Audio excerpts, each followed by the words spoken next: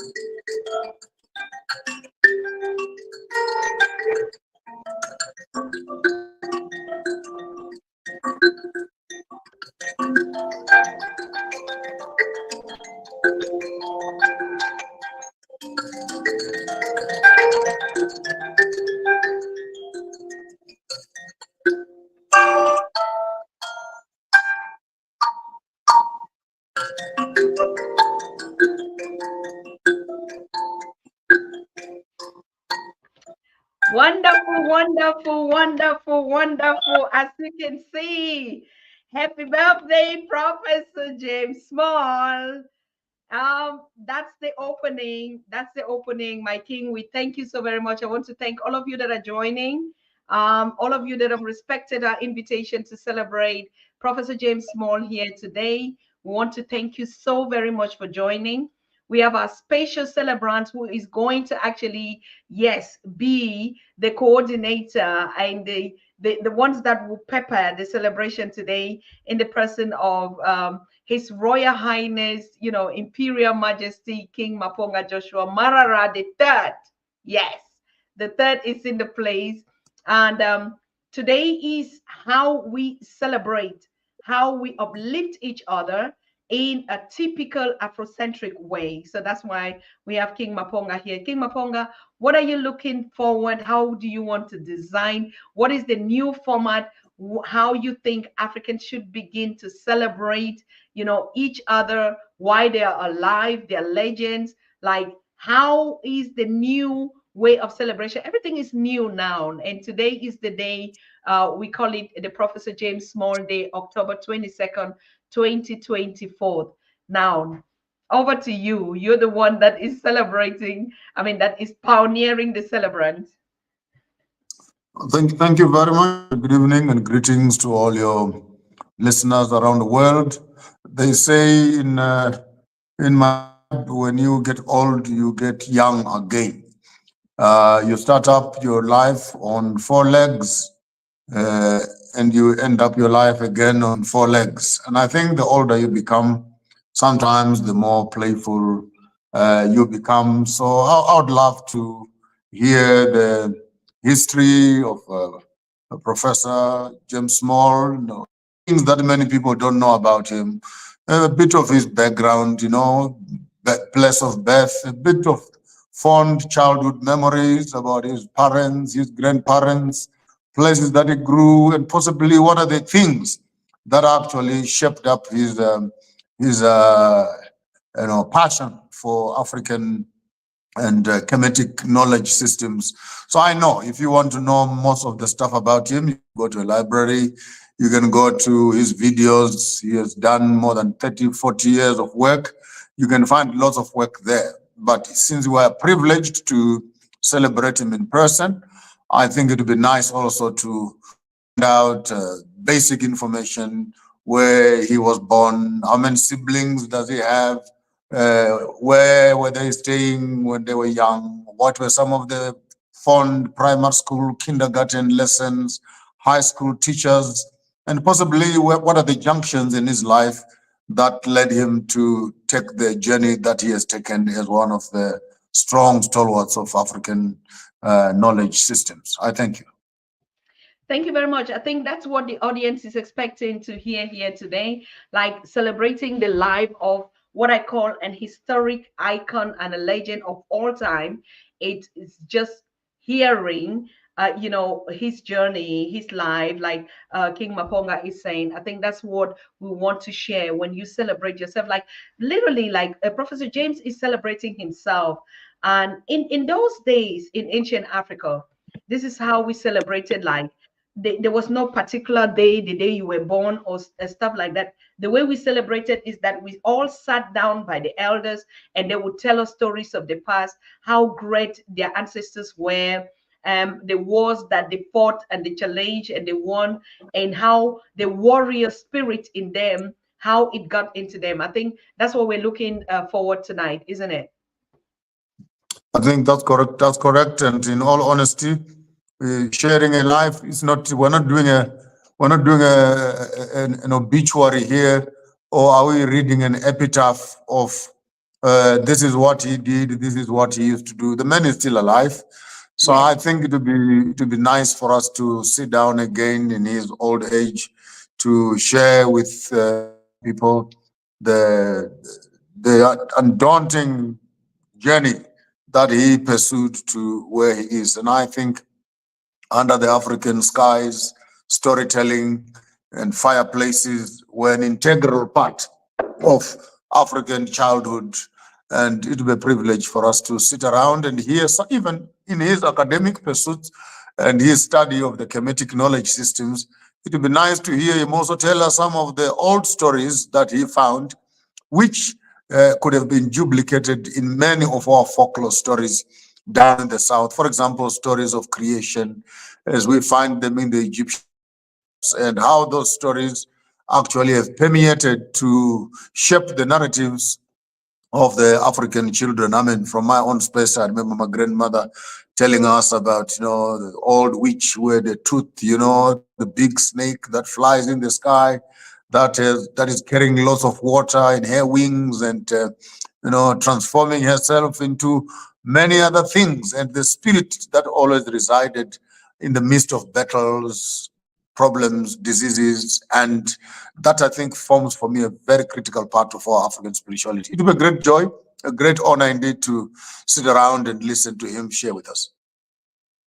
Absolutely. And then I look at the event from the way you're putting it, and that's how we're supposed to celebrate, because this is the new way we have to celebrate ourselves now. Storytelling was part of that culture, but you look at it as a rite of passation, isn't it? Yeah, inclusive to that. I think on the rites of passage, bearing in mind that he grew up in the West, if he did some rites of passage, it might have been in his mature age. But from his academic side, I think he has lots of information to contribute on the academic space of the building of the universities of Timbuktu, the knowledge systems of the epitaphs and writings of the Kemetic walls, the temples of Ethiopia and Abyssinia, and I think I might want to push him slightly to hear his view on this religious conundrum that is always become a battlefield for the African mind as to where are we historically with our Christian perspectives and our cultural understanding of religion and philosophy as it influences the modern Pan-Africanists. Maybe towards the end, we may find ourselves discussing issues of the way forward, of what kind of leaders are we looking forward to be having as we are slowly, one by one, putting down some of our old stalwarts back to the soil. What kind of leadership are we anticipating, and what would he want to see as a continuation of that legacy of knowledge sharing for the child? Wonderful, wonderful. So, like you said, we said Professor James is ready. He's right here, and we're going to sit at his feet, and share this wonderful historical day. Like we say, today is Professor James Small Day, October 2022. We're coming out also, King Maponga, with the Pan African Daily TV calendar, which is also actually the calendar of Africa that we're talking about, of Pan-African. So when we start naming our heroes, our legends, by their names and their dates, already keeping their day, like today is Professor James Small Day, October 2022. I mean, that's the right way to go, isn't it? October 2022, is it October 22? Yes. And I would say what I want to say when he is online about October 22. Maybe let me hold my tongue until he gets online. But yeah, we are using the Greco-Roman calendar in terms of calculating our age, unlike the Ethiopian calendar, which is 13 months. So if Professor James Small feels like he is 70 or 80, we may want to take him to Ethiopia. We may just find out maybe he's actually 55 or so. So we may reduce his age and stuff like that. But let's wait for him to come through, and we will start sharing. No, of course, you say something right interesting when you said we have to take it back. We just celebrated 2020. What was that? 2017 in Ethiopia. Yeah. So actually, yeah. Professor James is, 20. So it's Professor James Small Day, October 2022, 2017. As a matter of fact, this is 7 years back, like what you said. So my king, I think he's ready. Would you want to usher him in, give us a piece again of the music while we bring our celebrant, the legend, Professor James Small, the biggest in this place. So we just want to listen to a piece of music again from the king himself.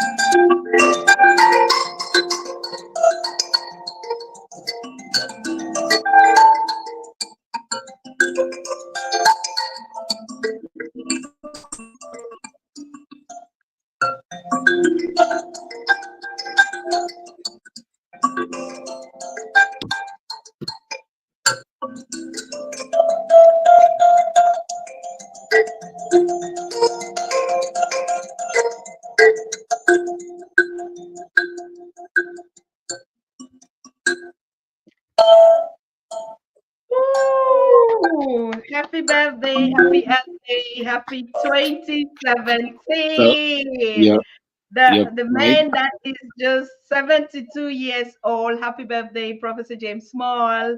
And I give over, the introduction and everything over the speech and the space to our king to actually officially, call on the ancestors and bless this day as we open up this celebration with you. Over to you, King Maponga. I brought myself 1 sec. Let me do what I wanted to do. Yes, it's your right to do that. And I want to thank all of you, Sherry Fatu, Jesse Johnson, Cheryl Marshall, Teresa Amelia, all of you that are connecting to celebrate Professor James Small today. We welcome you. We thank you, Reparations, Rashid, Marshall, John Africa, all of you, Stephen Robinson. Before we go on, we give the place to the king. Go ahead.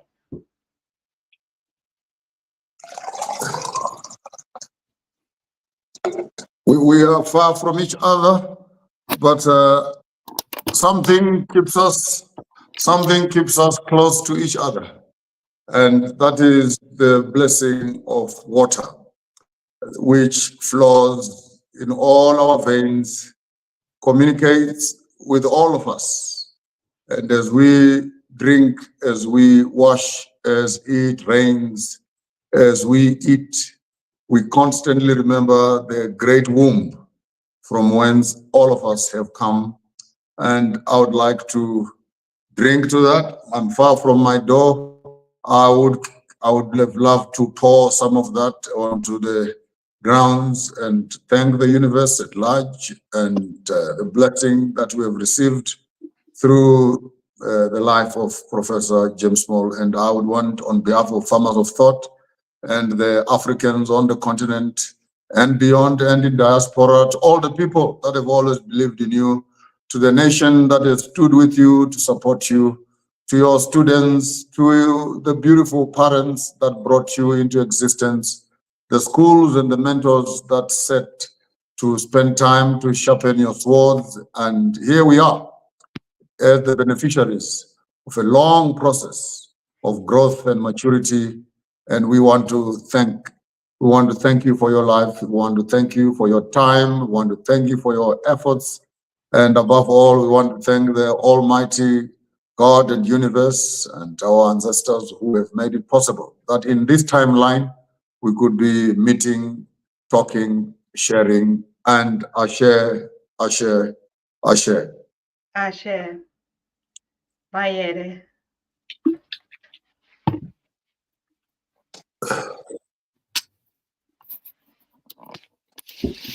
Ashe. Thank you. Over to you, Professor James. You're welcome. Thank you, and thank Baba Joshua. I was listening to a little bit of what you were talking about, but Joshua, we never lost our rites of passage process, even in North America. Remember, we were in a prison camp. We were prisoners of war. Plantations were prison camps. We were captive people, except where we could escape into the forest, which millions of us did over time. But even those who remained in captivity maintained a great deal of their African traditions. I mean, you know, it's the story that Malcolm X told us that the cats can have kittens and an oven, but the kittens don't become biscuits. You know, they're still cats, right? And so in North America, we had to, being the second largest population of Africans in the Western Hemisphere outside of Brazil, we had to find a way to survive. And we did. Otherwise, we would not be 80 million strong. And as much as the American media don't want to say, we determine a lot of what America is. You think it's a monster now? Imagine what this thing would be without us. The humanity that is America is African. You know, whatever justice America and charity it has is fundamentally African. We got to know what to claim. But let me give you my rites of passage program in my village, because most of us grew up in villages until the 21st century, really. And in the little village I grew up in, when everyone was 13, we were all rounded up and all of us was taken to the church. And you had to pick a church father at that point, beyond your household. And I remember mine was Deacon Sam Keith. And then the girls picked the church mother. Then for a year, you went through special teachings by these other than your parents. And then at the end of the year, we went through a ritual, which we called the morning bench. But you had to be on your knees on the bench, and your family sang your song and clapped your rhythm. And you had to get possessed. If you didn't get possessed, you had to wait a year and come with the next group, but you were without your age group. If you did not get that, what they call the spirit. But I remember it happened to me on the third day. You had 7 days to go through this ritual. You know, some they blindfold, some you just keep your eyes closed. But each family had their own rhythm, their own dances. They did over their child. And then you couldn't fake it, because the elders were there to make sure that this person is truly possessed and is not just trying to, go along with the program. So that was just a part of it. And that old man, would teach me the things that my father didn't have time to teach me: hunting, fishing. My father taught me many of those things. In those days, we had only the mules and wagons. We didn't have no tractors and cars. So how to go to the pasture and catch the mule and put the bridle, and how to hitch them to the wagon, how to drive the team of mules, how to plow a field with a straight row, and just the terms, the G and a ha was the term you use to keep that mule to get to know you and where you want to go. All those kinds of things we went through as teenagers, as well as the teachings of how to deal with young women. I'm talking, we are 13, 14 years old when this process takes place. And so that we were all taught that we should not even contemplate a woman. Of course, most people didn't do it. I did it. That I remained a virgin until 18. Would have lasted longer had not run into beautiful Betty Ann. But, I was looking to get married young. 18 was the years we were prepared to be married, become a husband. Of course, I didn't become a husband until 27. But we did have rites of passages, but we didn't call it that because we're in enemy territory. The church wasn't a Christian thing as much for us as it was a sanctuary to hide your Africanness. The church is where you hid Africa, and you got one day a week where you could go and be Africa. You could dance and you can sing and you can have your rhythm. They call our dancing shouting, but it was the ethnic dances we brought from home. Call our rhythm beats, and later they call them rhythm and blues, but rhythm and blues and jazz and blues, all that came from Africa in our bodies, you know? And they call them gospel music. That came from Africa in our body. And that was the place we hid Africa. But what has happened because of the viciousness of Western culture, the institutional construct that we needed to do the intergenerational transmission of that knowledge was taken away, was blocked. So much is hidden. And if you don't know authentic indigenous African cultural norms, you won't even recognize what the ancestors have hid, even in Zimbabwe. Though you were at home, you were under duress with colonialists, imperialists, and capitalists capturing you and imprisoning you in your own land. And there too, you had to hide yourself in certain places so you could find yourself when the time came. You know, and in Zimbabwe, you fought. Most people don't realize the revolution that was waged in Zimbabwe. Most of the young people don't know. They know there's a Zimbabwe. They know there was a Mugabe. They know the West put sanction on Mugabe saying he was committing some crime. They don't know of an Ian Smith and the crimes against humanity that under his Rhodesia and the other crackers from the West, they committed against the Zimbabwean people. Even the youth of Zimbabwe don't know the story. Like they said, I talked to so many of them and they're so vague. And it was just yesterday. So parts of what Rites of Passage is telling the history. That's why I've devoted my life to trying to tell history, uncover our historical truth, tell our story to the youth, let them know we have never, ever have the African man and woman submitted to tyranny, ever. We have fought tyranny wherever we were in the world, on the continent, at sea, in the Americas, in Asia. The African has attacked the tyranny. We have forced imperialism to transform itself multiple times in order to survive. The African has done that. And so a big part of our rites of passage is our history, our story. And then the deeper part of ourselves, where we deal with the spiritual aspect of our being on this planet, or at least we are in the whole universe, because the planet is spinning in outer space like everything else, in the universe like everything else. So how do we explain to ourselves on how to function optimally with the most health in the universe we live in? Now, we call that spirituality or culture and spirituality, but whatever it is, that's where we fight the major battle. No one can defeat you when you know yourself. No one can defeat you when you know yourself. Most will dare come up against you when they realize you know yourself. You see?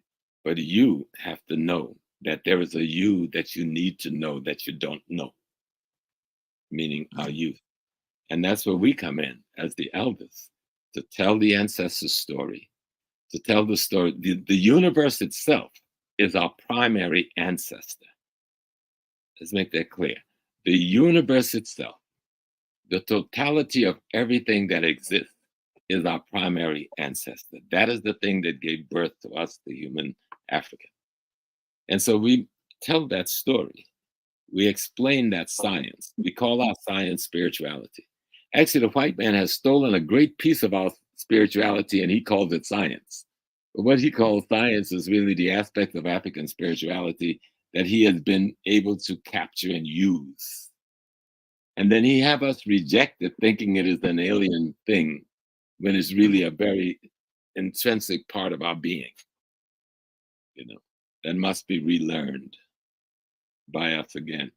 And that's what, like today is the birthday. My mother and my father on this day was responsible for recreating themselves as me.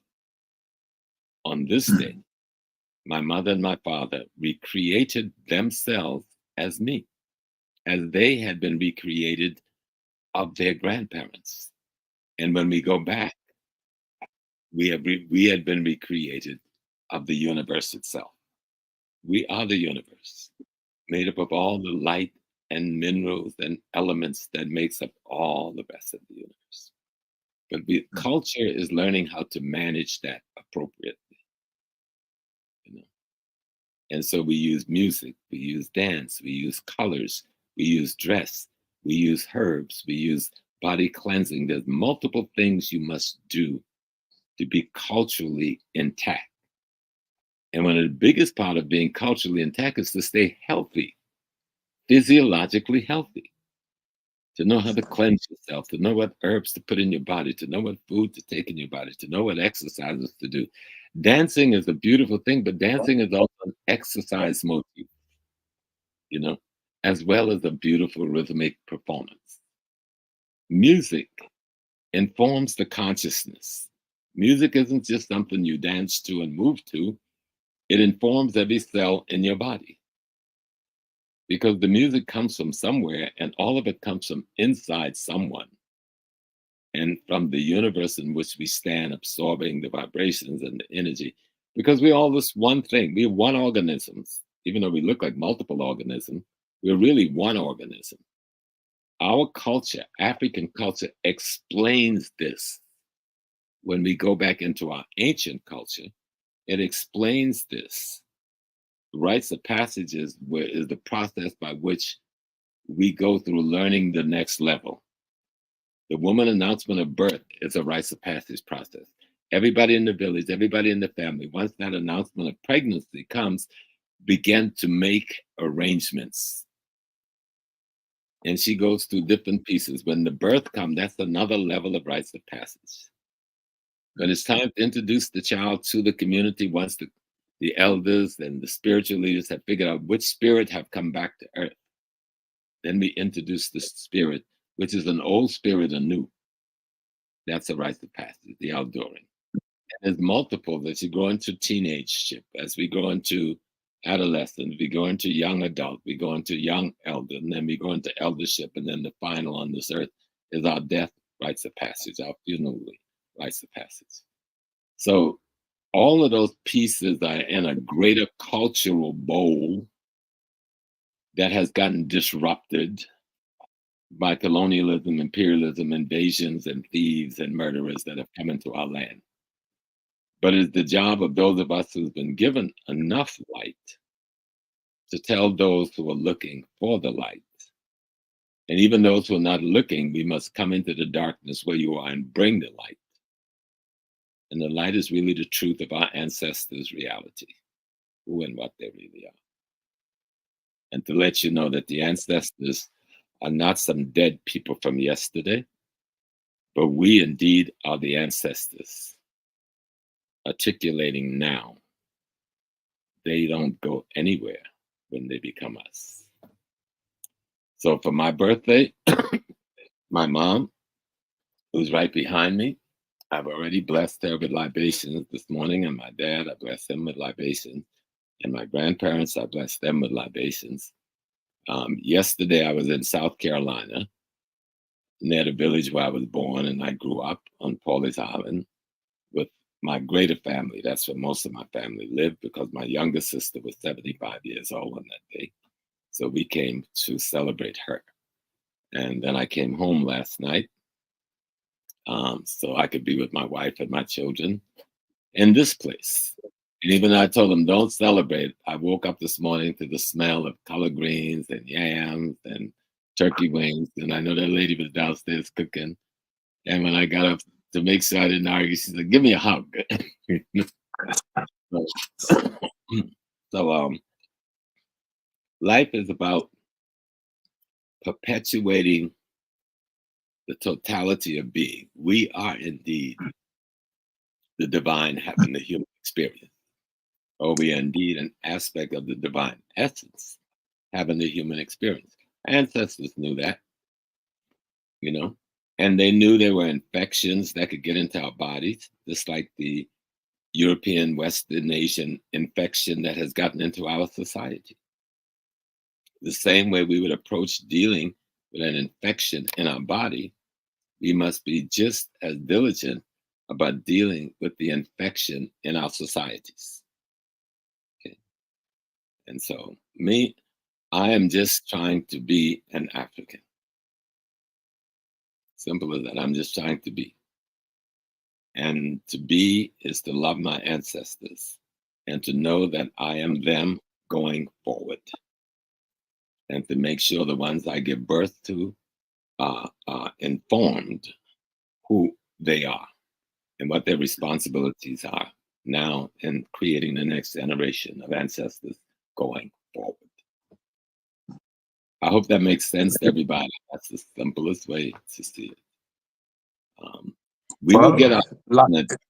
We will get. It's loud and it's loud and clear, and you are actually taking the interview on the path that I thought we would go to, and if we can just if we can actually just enjoy the formative years for me as of how many were you in your family, and just the cradle itself. You've already touched quite a bit on the rites of passages and etc.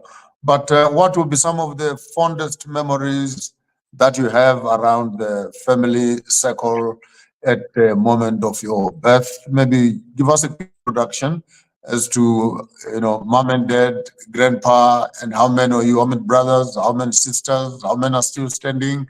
And how did all those relationships dynamically fuse themselves into the you that we are now talking to? Well, my mom had 12 children. 12 children.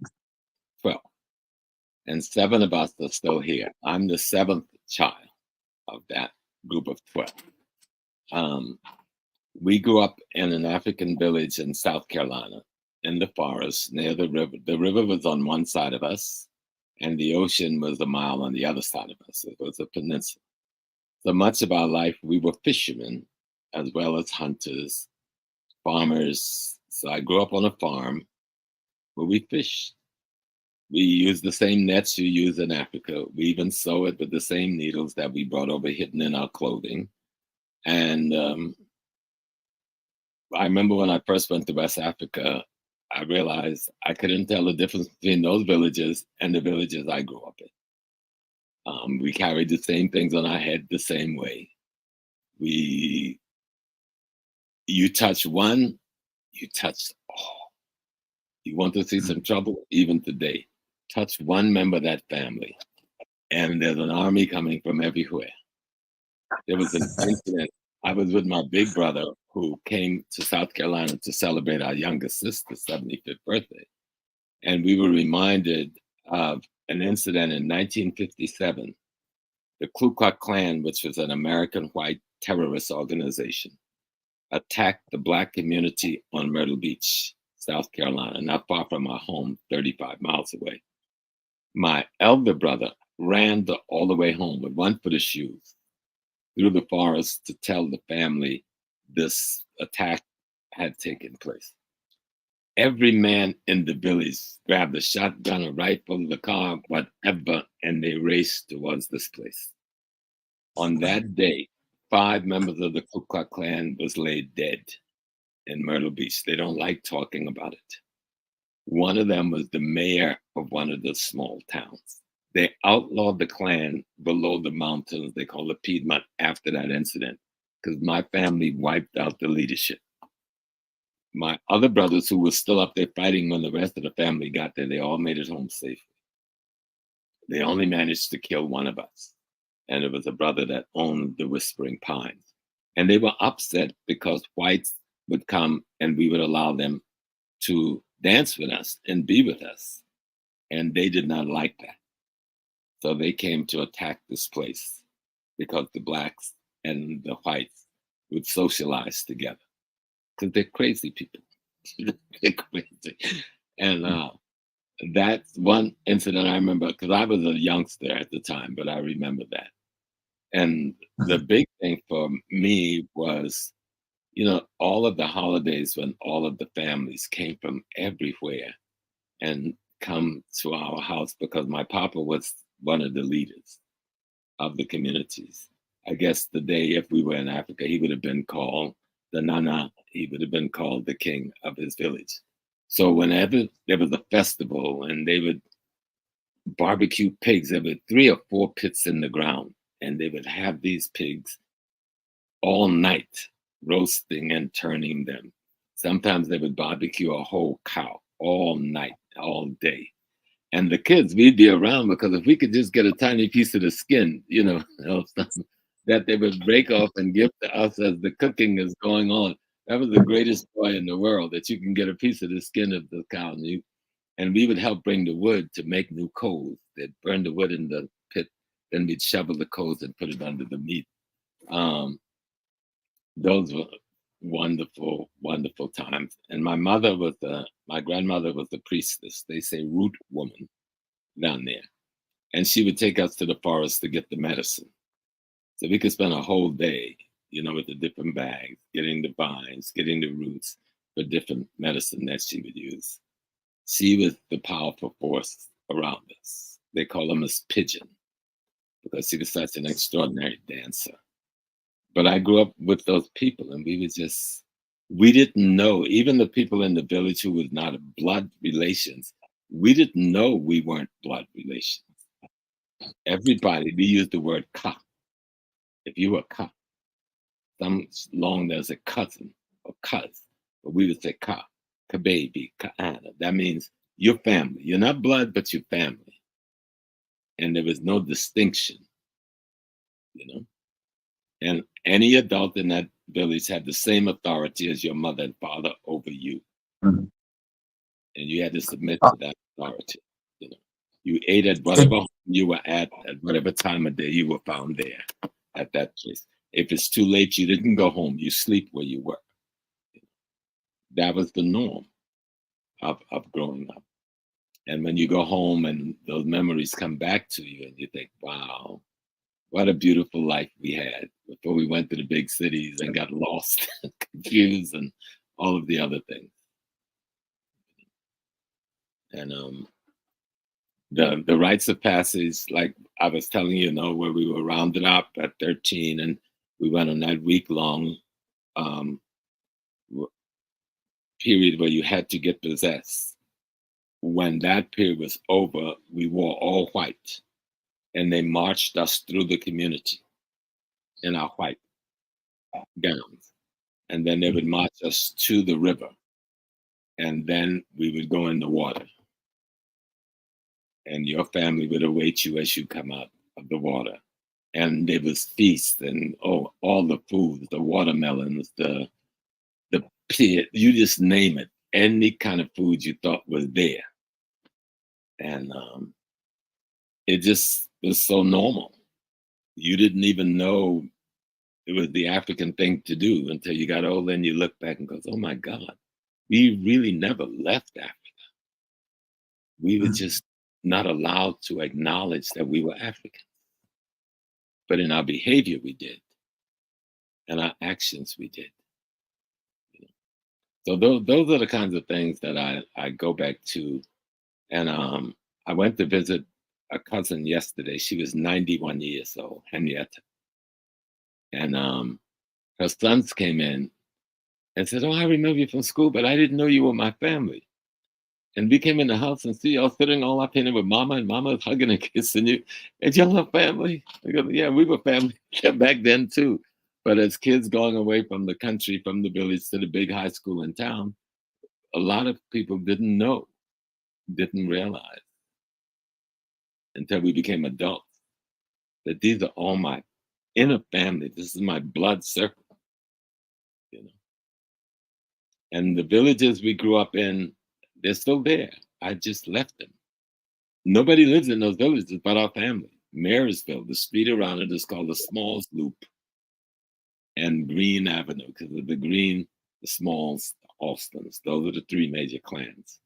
Then down the road 2 miles is Simmonsville. That clan is all Smalls. Just the Smalls live there. And it's right on the major highways. called Seven Ocean Highway.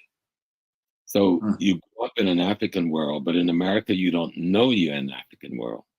But when you start studying African history, African culture, traveling in Africa, like, oh my God, they didn't lose it. The world is lying to us, saying we stopped being Africa, we turned against Africa. Our life is the same. Language may be different, but if you hear our Creole, which I don't speak anymore and I feel ashamed, when I go home, it takes me a day to hear them. You know, I'm always saying, what'd you say? And they say, you've been gone too long. Because I say that again. And they realize that, okay, James, you've been away too long. You need to come home. So we can speak the way we speak. And we take the English and creolized it with the African language. We call it Gullah or Geechee. But it's the world I grew up in. And by the time my father, my grandfather, these were always people who were aware that we were in a race war in America. When I was 14 years old, my birthday present was a 22 automatic rifle. You understand? That you pump. Because they knew we lived in a world where we had to protect ourselves. When I started going to town to go to high school, 5 miles away, I had to get a ride and come across the bridges to come home, cross 2 rivers to get home. My grandmother, for my 16th birthday, gave me a 2-shot Derringer pistol. You understand? For my birthday. Because they understand what I had to go up against to get from home to this town. And I indeed had to use it on an occasion. You know, not take any life, but frighten them enough not to take mine. So those people, they knew the reality of our world. We lived in a beautiful world that we celebrated all the time. They were always doing something for all the children. It was always something, all of us, with some sort of celebration and party. Even to go to the beach to swim in the ocean, they'd have 3 and 4 truck load of just the children. And a picnic everywhere to make sure we could swim, but swim safely. And that was just our life in that village called Arcadia. And Wow. it's you grew up out of that. And I never had a white instructor until I got to college. All of my instructors in junior high, elementary school, high school, were all African people. And we lived in an African Black segregated environment. My elementary school teacher only died 3 years ago, and we remained friends all my life. And I went home to speak at her funeral. She was 99 years old, and she stayed coherent. All through my life, she was my advisor. And when my mother, she said, "Oh, don't worry, Ning had gone, but now I'm your mother," and she took that way until the day she left. So the world I grew up in was an African world. We called ourselves Negroes because that's what the status quo did. Then we fought to call ourselves Blacks. Then we fought to call ourselves Afro. Then we fought to call ourselves African and have that as the general view. But all through our history, we never stopped calling ourselves Africans, which most people have such a misnomer about us in America. In 1892, the primary Black organization was called the Afro-American League. In 1779, our major secret society was called the Free African Lodge. The first time we broke away and started our own Black Christian church, it was called the African Methodist Episcopal Church. In the South, we formed the African Baptist Church. We never stopped calling ourselves African. Never. White man stopped calling us African. Well, here come my babies. At least let me greet them. Happy birthday. Hey. Happy birthday. Okay. This is Amari. And this is Nathia. And this is King Ignatius. Y'all had a good day at school? Yes, sir. Very good. Y'all gonna enjoy some of that good food Grandma cooked for Grandpa? I don't know. Yep. Okay. Let me go. I think we can indulge them. They can sing the happy birthday to all of us. Come on, give us a song, young people. Sing for Grandpa there. Let's hear happy birthday song. Oh, and they ran back downstairs. Yeah. Oh, they're downstairs. Yeah. All right. I But mean, they what you're just came saying is in from what you're school. saying is very critical because we have this proverb that says it takes a village to bring up a child. Mhm. Where even where we're living now, you go herding cattle, if they eat in someone's field, that person or that uncle or that grandmother, grandfather will deal with you exactly the same way that your mother and father would deal with you. And Absolutely. we ate together, we herded cattle together, we plowed fields together. When someone's Mhm. cattle are sick, then you borrow them. So I mean, I think you are very right. You never left Africa, as it were. Africa was and is alive and well in in your blood. And I'm very excited to hear you mention one of your teachers who has been with you for all your life, Oh my and God. so to speak. That was going to be my next question as to who could have been one of the highest impacting elementary tutors, and what one lesson would you want to share with us, which they shared with you? Right. The lady's name was Miss Betty Murray. She started teaching our school when she was 15 years old. And she remained there. She taught all of my brothers and sisters. And we only had one teacher in the classroom. And so you had the first grade on one row, second grade another row. She taught all 7 years, one lady. Every No, one of the children. slow down a bit. Slow down a bit. Let me. I just want to. I want to process that. I want to process that. So it was one class which had all the grades inside. Uh-huh. And one lady. Wow. And every one of us made it to high school. And most of us made it to college from this one lady. Wow. And the thing she taught us to never forget was that we were brothers and sisters, that we always operate like brothers and sisters, you know. And so when we went home Saturday to have my younger sister 55th, 75th birthday, maybe 200 people was there. Mm. And some of them was younger than, so I didn't know them. I left home 50 something years ago. But that operative is still there. They heard that Miss Martha was having a birthday. So everybody came, from the Wow. eldest to the youngest. Wow. And they were all there enjoying themselves, being family.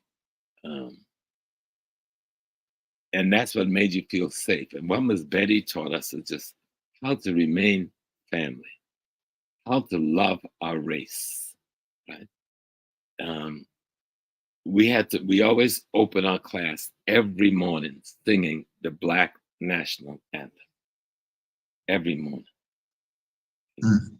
They didn't have books. She had one beat up blue covered book that she taught us about Africa and the contributions of Black America, because we didn't have a lot of books in America then. So the few who had books, like my mom had a book, my grandpa had a book, but very few people had any literature. So within this one school like this, there were multiple other schools like this one in different villages where Mm. these teachers taught us who we were, Mm. taught us how to be. Like we had a wooden stove. So every week she would team two boys together. So every week it was our job to make sure the fire was started in the stove before the students got there. So the classroom would be warm when the teacher got there. And then another group of boys, it was their job to make sure the wood was outside. Then it was another group's job to make sure the wood was chopped. So when those whose job it was to come start the fire in the morning, they just had to go get the wood out of the corner. And that's the way we worked, you know. We were taught even as boys how to cook, all those things. in school. By the time I was 10, I could cook better than anybody. You know, and I still cook. She made us understand that when one of us was in trouble, all was in trouble.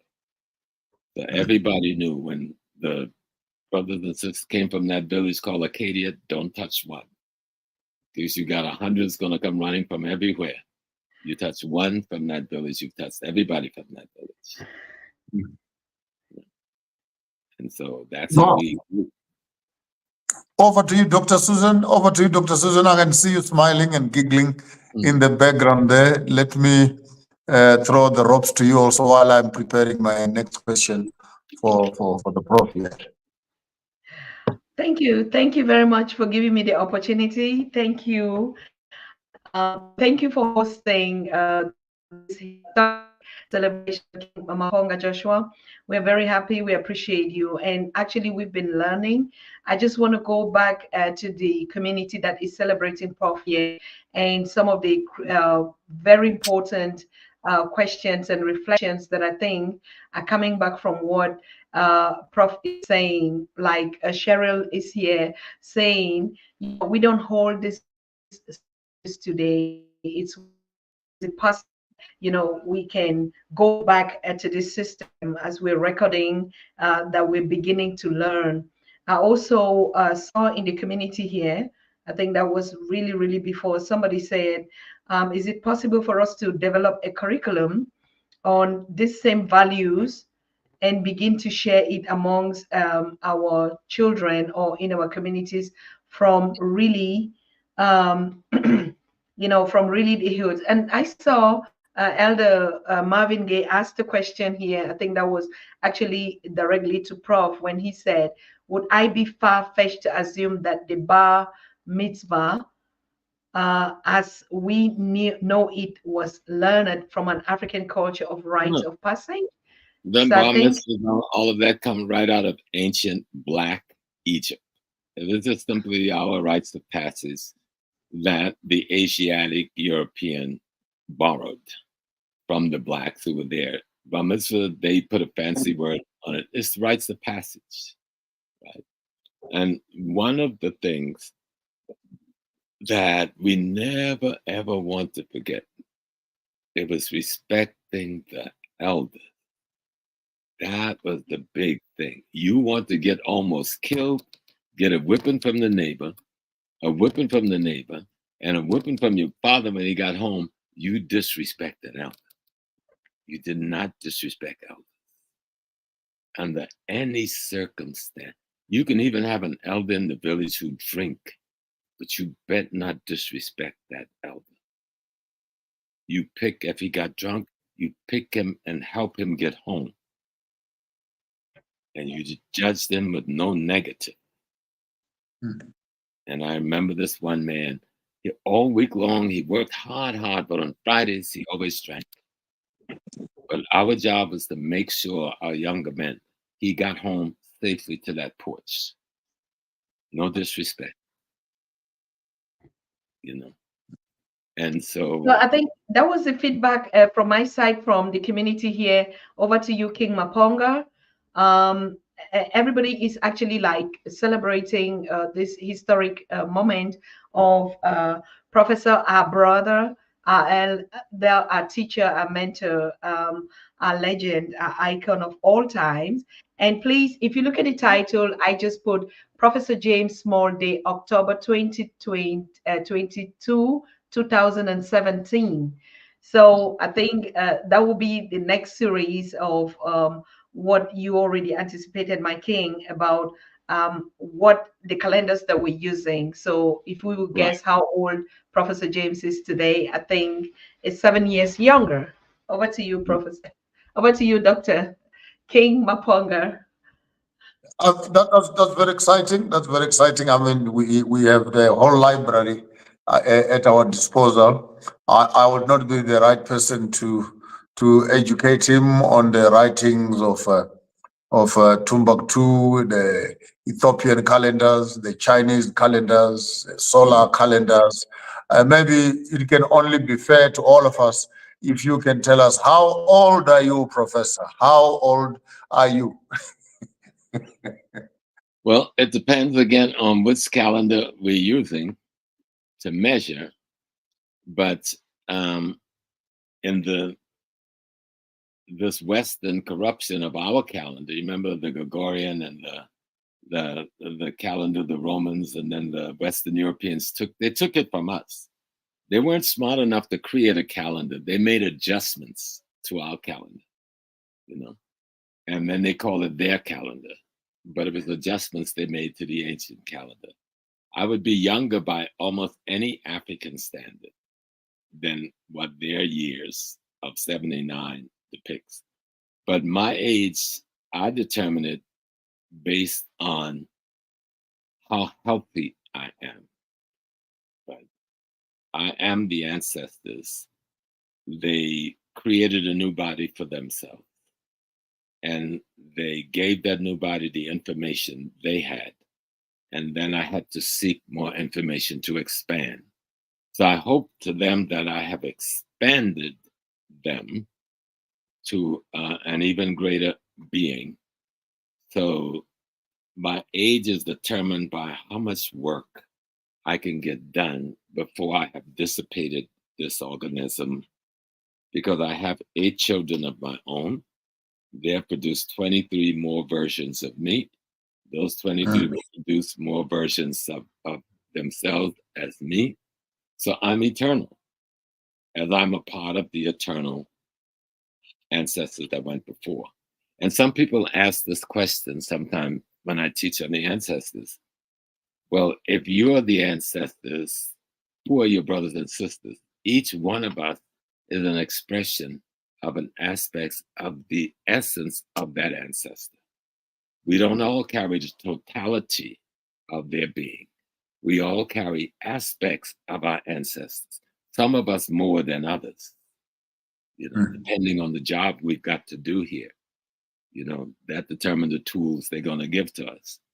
Our job is to recognize the tools and develop them appropriately to get as much work as we've done as this being, which is that old being who now preparing for itself to become a new being through its own children.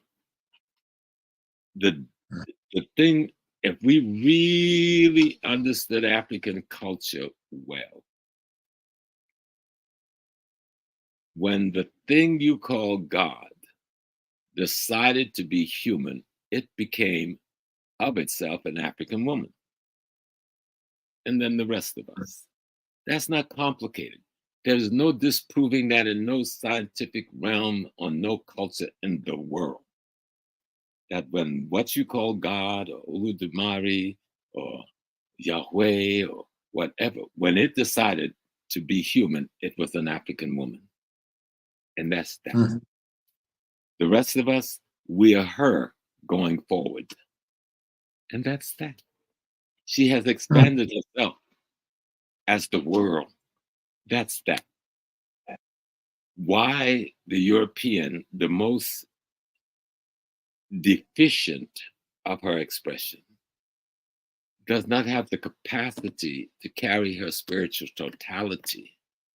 And that is the weakness in them. But it is still our responsibility, as vicious as the mutation has become, it is still our responsibility to give guidance to the mutant, because it is an aspect of us. Sometimes it's hard to accept certain things if you're caught up in Western emotionalism, but we can't allow that to confuse our understanding of reality.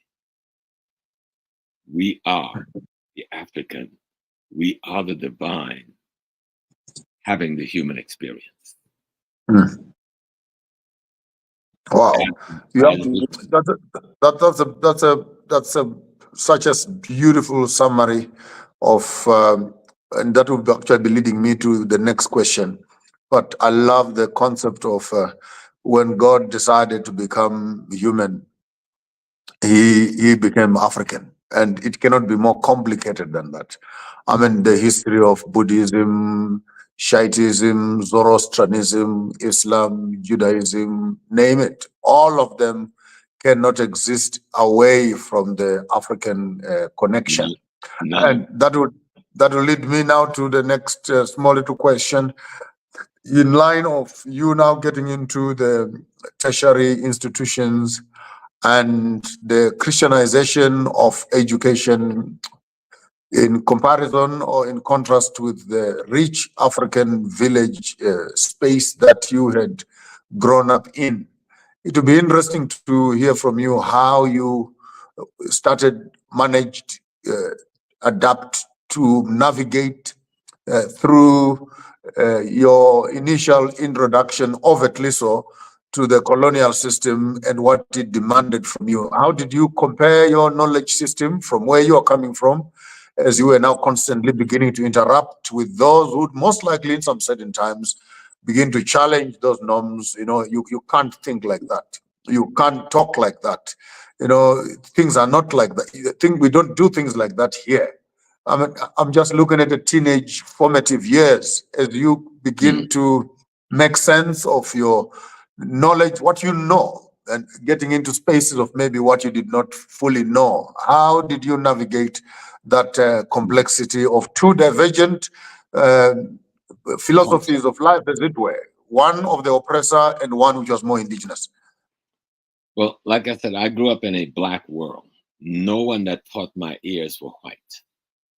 My grandfather didn't allow us to have any association with them except at the level of work. When that work day was over, we were not to ever be caught speaking to them, socializing with their kids, having any kind of social relationship at all. Matter of fact, my household was so separately anti-white way of life that our dog didn't allow whites to come past our boundaries. Even once they shot the dog, then they poisoned the dog, but the dog would not allow. If you were Black, you can pass those boundaries. If you were white, you couldn't pass our boundaries. And I didn't know until later that the dog was carrying the spirit of my father, my grandfather, because your animals that live with you carry your spirit. They know what you are. My papa was called Captain Man. He was a very powerful man. The family that he came out of Congo, most of them, Angola, and the family that the woman he married, she came out of Sierra Leone, the Mendi, and the family of her father came out of the Tutsi, and her mother came from the Mendi side. And they knew this. They talked this to us. It was my household that told me I was an African, when most people didn't even know what that word was, something you can call. My mama, my grandmother, my mother's mother, was an indigenous priestess. We call them root woman. But she carried that craft from her mother, who was the Mendi woman. And she was the healer. Even the whites came to her when they got sick. They would tell her it's a snake bite. That means Western medicine can't handle this. So they come to mama. Right? So I grew up in that. We knew we had something different. My papa was the licensed preacher. He ran the church administratively, but he could not be the ordained preacher because he had killed a man because of that. But because he was so powerful, they had to allow him to manage. He ran the children. He taught the youth. He ran the administration because everybody knew he was the most powerful man there. He was the head of the Prince Hall Freemasonic Lodge there. And he was the head of the Moorish Science Temple there. So I grew up out of that. And I remember when I was 14 or 15 in the church, something had occurred because he was preparing me to be the minister. And I didn't want to become a minister over Christianity because I had a dream that most people have never heard, that I had every night, night after night after night, the same dream. And the dream was me having wings and I'm flying over the earth. The earth then was my village, right? And all the place I knew and the forest I knew. And there was a companion with me who I never found. Every good friend I had, I always thought that that was the one flying with me, right? But we would fly and we would make everything good and everything right. This is a dream that recurred for years, right? And so when it would get right, the person would come back to earth and I would say, "Come, James, it's time to go." And I could never find a reason to go back to the earth.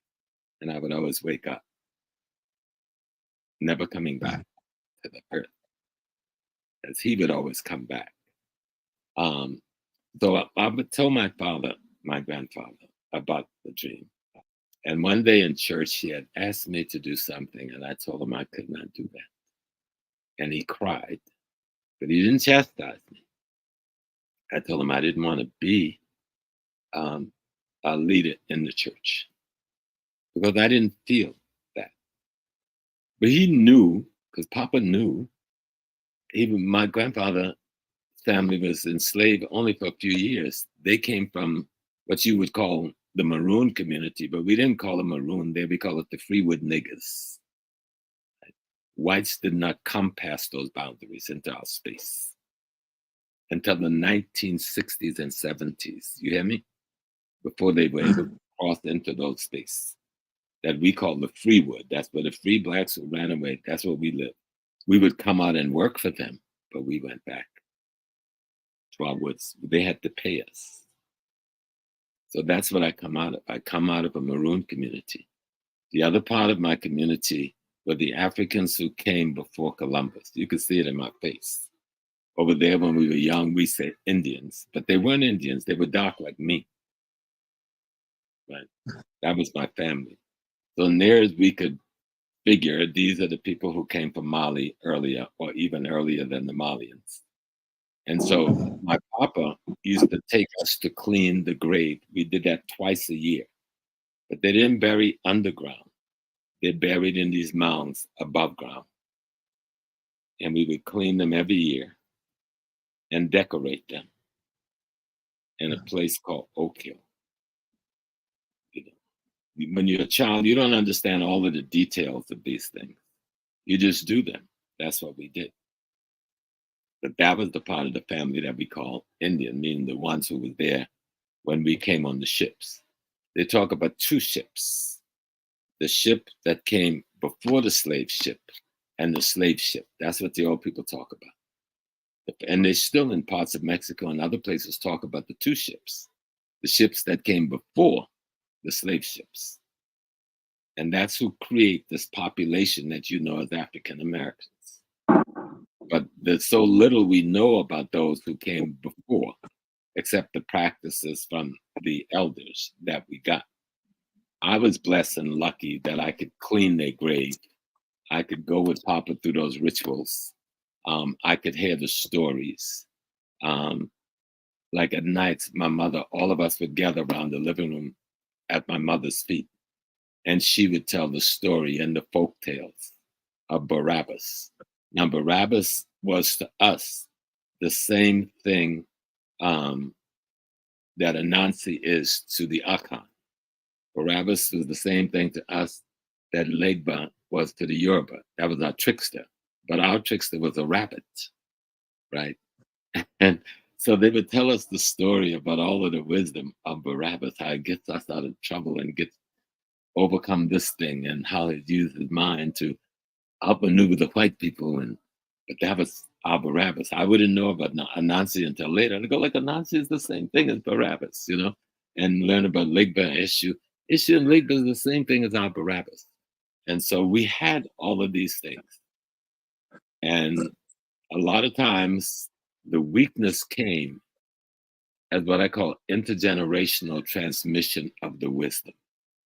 We were not able to construct institutions to continue that transmission to the next generation. Because the institutions we went in to be socialized, like the high school and the junior high school, these were dominated even though by Black people, but who was pushing white culture. And for those of us came from the villages, because there was a big difference between the black kids in the city and those of us who came from the villages and from the little towns. And so when we came to the cities to go to school, that was a different kind of education than what we were used to. But you had to learn, there was a difference, there was something wrong with it, and yet you had to somehow navigate it.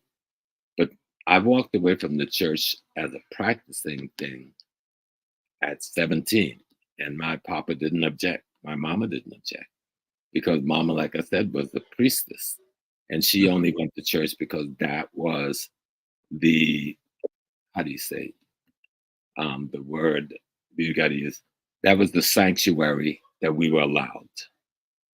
We were not allowed to build any other sanctuary. So that was a sanctuary you had to go to be African, to dance, to sing, to shout, to testify and tell your stories, to then meet secretly and communicate with one another, but things both worldly and non-worldly. And so we used that sanctuary. I'll give you one instance, which I didn't understand until I was an adult. I came home from the military, and one of my cousins had come home.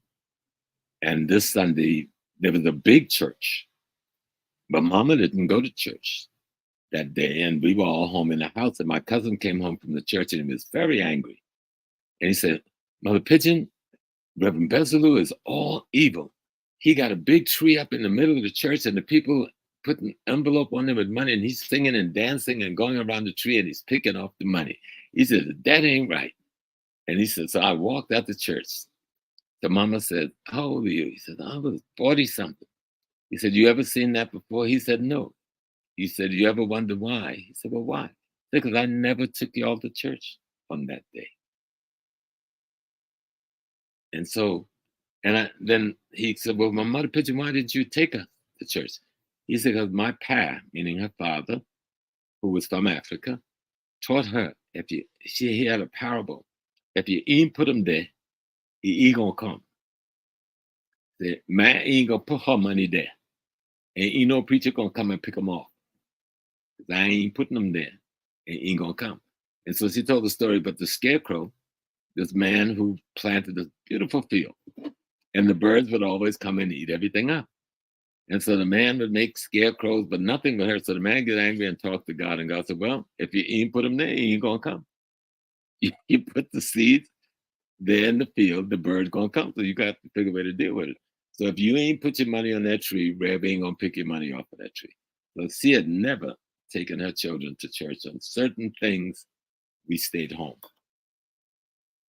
in our household. I mean, there I have my bedtime story. I was going to allow you to indulge us in one of those folklore stories about the rabbit, and we have lots of those back in Africa here, where the rabbit and the baboon were friends, and they would play together, they would cook each other, and it'd be nice for me to compare that story. If you remember anything on top of your mind, one of those old folklore stories, and like a good grandfather telling an old story. Yeah, well, one of them was about greed. It was about the candy tree, and I think Mama was trying to teach us, not to eat too much sweets or only get the amount that's appropriate to you. But to get candy, you had to go into the candy tree. But if you ate too much candy, you couldn't come up the candy tree because your belly be too big. So now you're lost and stuck in the candy tree. And so one day Barabbas went to the candy tree, and he was told by his mother, Barabbas, go to the tree, get just the candy that I tell you to get, and you come out so your brother can now go to the tree. But Barabbas got in there, and it got so good to Barabbas, he just ate all the candy he could eat. Now Barabbas was too big belly, he could not get out the tree to come back home.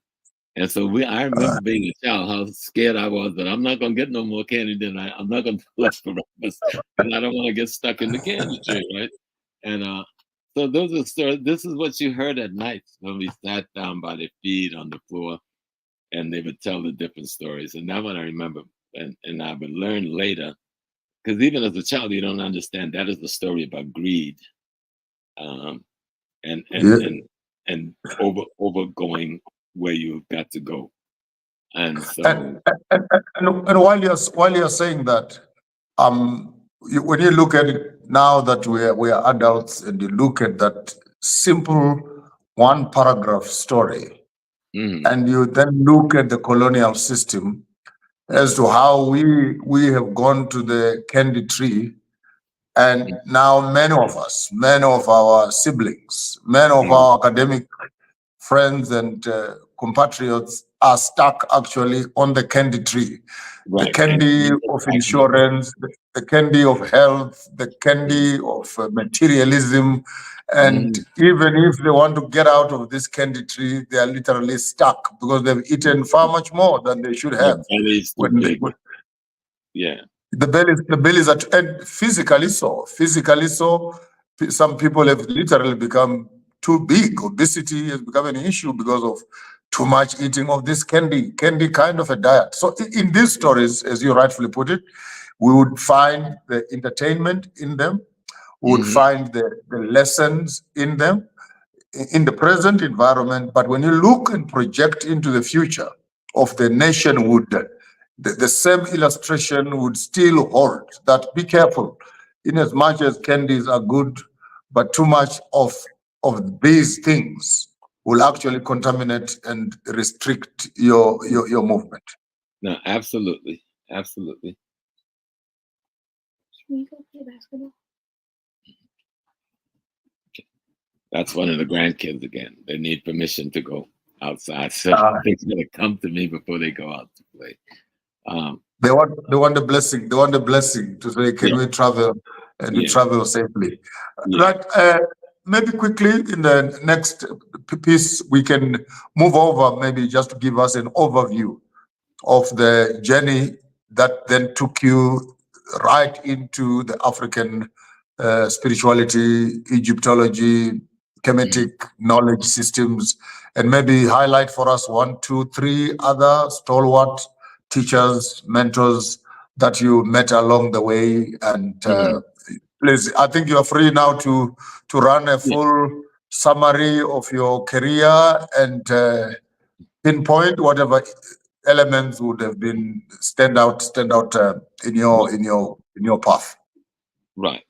In the South, Georgetown is in the South. And even though we were majority Black community in the Georgetown area, and we didn't have the kind of terrorism overtly that they had in Arkansas, Alabama, Mississippi, because we had a large, what you call maroon community. And we had been powerful ever since the slavery days as a community in South Carolina. Um, there's a lot of the tyranny that kept a distance from us. But as a youngster, when I was 14, I'm already involved in picketing the drugstore, the lunch counter, the movie theaters. And I remember one of the big events when I'm 17, there was a store, the only white grocery store in the Black community, just on the block, the dividing line, which was called Merriman Road, from the white community and the Black community. And even in the white community, there was no distinctive white community, except in the very wealthy one. We were always integrated all the way through it. But there was a distinctive Black community. And I played football in high school, and 44 men on that team. And we are practicing this day. And somebody came and says, Mr. Flagless, the white man, pulled a gun on some Black man over his stealing a loaf of bread. Well, 44 of us in full football gear with cleats and everything I can hear our footsteps on the cement. We tear his store up and ran him and his family out and tore up everything. And so he tries to come back, but our community, the mothers of the community, supported us. And so they set up a picket line from the church across the street. So that was like one of my first big major events.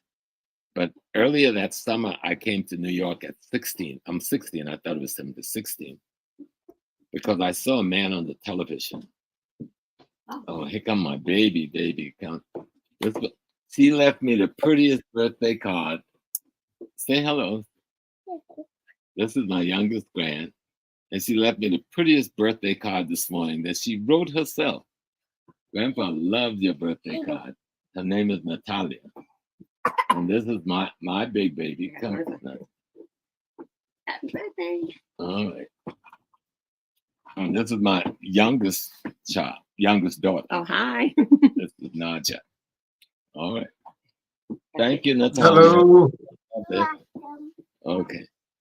So that day when I saw Malcolm X on TV, and wow, he was so powerful. So my mother and father had moved from the South to New York. So I asked my mother, could you bring me to New York so I can meet this man? And so when the summer came, she brought me to New York, and I met the man called Malcolm X at age 16. And I told him I wanted to leave high school, come and join him. But he told me no, that education was one of the ways that we would save our people. And I needed to stay in school and get educated and get skills. I was a bit disappointed because, you know, you're youth, you want the militancy, the bang, bang, bang. But he said, no, education. So when I came back to the South, I was particularly more militant. So the white community was more cognizant of my presence. So one evening, I'm leaving the town, because I didn't live in the town, I lived in the village 5 miles out of the town. And I had to cross 2 rivers. So I'm out there standing, waiting to go home early that night, because something my grandmother wanted me to do. And so I'm alone. And then 2 younger boys, black boys, came and said that some whites had bothered them downtown, called them my dog Blackie or something. So, like I said, my family was always aware. So I'm carrying a pistol, a 2-shot Derringer, with only 2 bullets. I had a hunting knife, a big one. So I give one of the boys a hunting knife. I had a straight razor. I give the other boy the straight razor. I always went fully armed. I still do.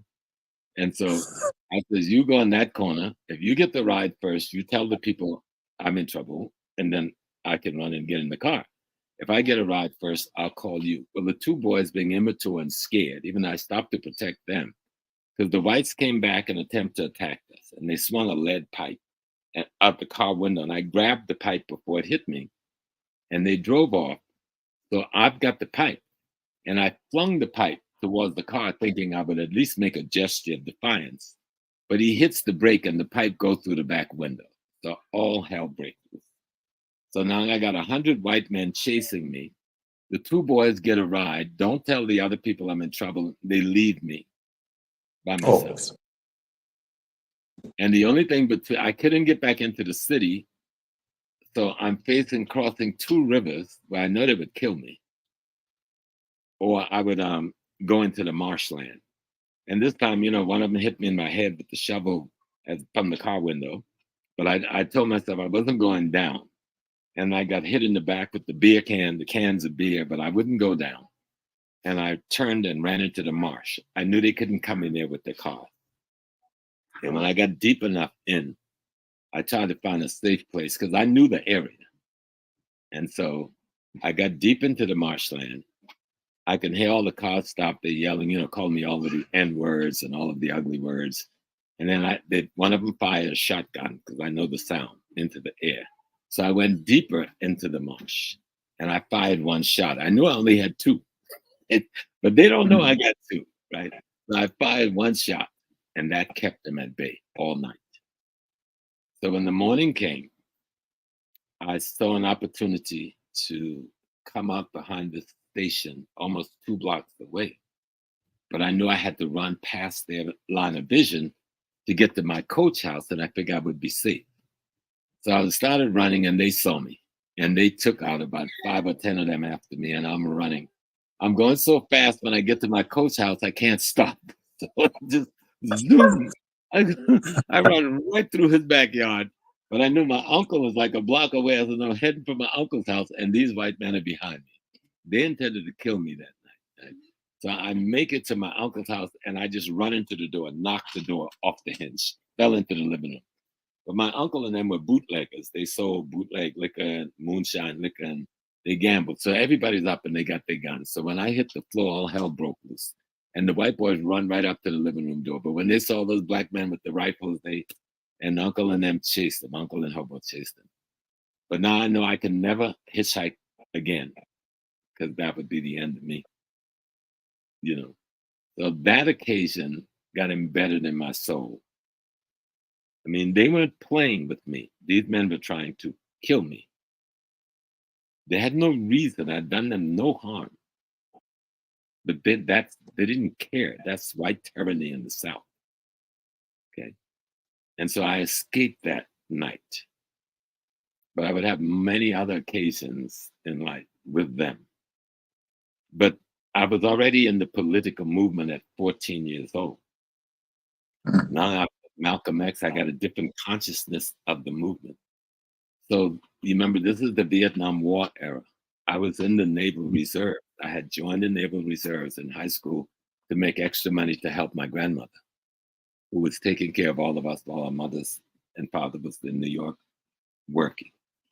And so I made it to college. I had football scholarship, but the whites altered my record. So the day I graduated from high school, I had to go in the military. And so I began to organize in the military. I was a war resistor in the military. I refused to fight in Vietnam while I was in the military. I was court-martialed multiple times. The last court-martial I had was after I left the military, and I refused to serve the rest of my time. I never finished my time with them. They arrested me in New York. I was with Stokely Carmichael, Kwame Ture, picketing the Army recruiting station on 125th Street. And I went to the court-martial. I showed up at my court-martial, black beret, black leather jacket, black fatigues, a bandana bullet across my chest, and a 25 Beretta. And they said, "You can't go into court like that." I said, "Well, I'm going into court like this." So they wouldn't let me in the courtroom. They gave me a chair, sat me outside of the courtroom, and they gave me an Asian lawyer. I think the young man was Chinese, a lieutenant. And he would talk to me about my affairs. They would go back into the court-martial board. And we went like that from 9 in the morning until 3. Then they told me I could go. I don't know what happened. Even though I'd had some incident with the CID, the Central Intelligence Division, while I was in the Navy. And there's a lot of history there of struggle in the military. And so now I'm in the OAAU, Malcolm X's organization. I'm working with SNCC, with Stokely Carmichael, and I'm 21 years old. And they're trying to figure out what to do. If we put them back in the military, that's going to create too much fuss, because this is the civil rights era. So they let me go. It took them 4 years to give me my clearance and gave me an honorable discharge out of the military. By then, I'm in the Black Liberation Army, Black Panther Party, International Commandos, Yahudu Fighters. I'm in multiple other fronts. I'm working with brothers to hide in Yomo in America from the American FBI when he was fighting in Namibia. I'm training young people in America to go back and fight the SWAPO. We're backing PAIGC in Guinea-Bissau. We're dealing with the brothers and sisters in Mozambique. So I'm in the midst of all of this. So this is what my life has been, just in those movements. In Zimbabwe, we're backing the doctor, and we're backing your first president. We were just doing everything we can, raising money, raising funds, getting it to them. So, and then still trying to teach and articulate. Somewhere in there, I was made the imam of a Malcolm X's Muslim Incorporated. I went to Mecca by 1974. And then when I saw what all of this was about, the Arabs' anti-Africanism, I left Islam and got more. Actually, I'm in Mecca, and they wanted me to die in Mecca. I'm not going to even give you the whole story, but the treachery of not wanting to dealing with an African because of their false understanding of Islam. And I knew I had a much better understanding than they did. And so they would prefer me dying there. And I would have, except one day when I'm totally giving up, I take off the white cloth because I worn it even after. And I saw tens of thousands of people die there. And they marched on the slab around the Kaaba. So that's a book by itself. But I'm sitting on a curb in Jeddah and I'm crying. I'm giving up. I put on the dashiki because I want to feel Africa. So I'm going to die. Let me wear clothes that's African. And I had on some jeans and some sneakers and that blue dashiki and leopard print. And I'm crying because I thought it's over. I'm hungry. I'm broke. I got no money. And I can't get home. They won't honor my ticket. And I didn't realize they were trying to kill me then, but I would realize that later. But at any rate, I'd been arrested by the CIA. Let me not forget that one. The Saudis turned me over to the American CIA. I escaped from them in Jeddah. And I hid in Mecca for 2 weeks. When I came back up to Jeddah, they approached me. I didn't surrender to them, but I went with them into the office. I told them, okay, y'all want to kill me, y'all kill me. But they didn't harm me. They questioned me and they let me go. You know, that's another story. And so I'm sitting on this curb and I'm crying. And a man started speaking to me in another language, which I didn't understand. So I look up and say, oh, sir, I speak only English. And he said, Yoruba man in full Yoruba gear, full big Yoruba booba. And I'm like, huh, shock, what he doing here? I'm still, I thought maybe I'm hallucinating. And I told him what my situation was. And he said his family owned a sawmill in Lagos. So he says, come with me. I'll take you home. And he took me to Air France and bought a ticket and sent me home. And I never went in the mosque to teach ever again. That's one of the stories that people want to know some back. And I've left out a lot. Because I take anybody or anything that I saw was anti-African, I took it on to its face. Whatever price you got to pay for that. Wow. And how many African countries have you visited or traveled into? And maybe what stands out in some of the trips that you remember walking on the continent? Probably Ghana is my favorite place because I have so many friends there. But the country that spiritually intrigued me the most, one would think it's Egypt, but it wasn't Egypt, it's Ethiopia. Ethiopia. Through the mountains of Ethiopia, going into the villages of Ethiopia, looking at the artifacts. People have no idea. We think Egypt got some stuff. You got to go to Ethiopia. And so Ethiopia is the one that impressed me the most. In terms of spiritual practices, Benin, because I've always loved the voodoo. And I've always submitted to voodoo teaching. And I studied under Ahogan for many years, Rulux, Maryland, the voodoo system. And so going to Togo and immersing yourself in Benin, Togo and Togo has a different rhythm from Benin in that Togo have retained much of what is brought from Nubia to the west. So many of the gods in the shrines of East Africa was brought to West Africa by the people we are calling the Ewe or Ebe. And there's one town in Togo. You go and you go, wow, what a beautiful town. But every house in there belonged to a god, not the humans. The only humans that live there are the Wulama and the priests that attend the gods. Things in Africa that we just don't know exist. You know. And I studied that tradition under the God. But in the God tradition, I'm Niahito Okropon, the spirit that soars high. So I have a right to have access to certain of the wisdom body. Because I took the initiation and I didn't give in to the temptations that they put you through. You know, I'm sure you've been to initiation. I'm sure you know there's some temptations they put you through, and you got to get through them. You know, and in the Akan, I'm in the Ashanti Akopim tradition. So there, I'm Nanakopim Pansa, the second of the Agogo stew. And in the Yoruba tradition, Obenjoko Adebayo, a priest of Oya in that tradition. So there's something different in all of the countries that I've been to. You know, in Senegal, on the surface, you see this beautiful interpretation of Islam that the Africans have, totally different from that mess in the East. But under it is undergirded by the indigenous African tradition, which they never let go of.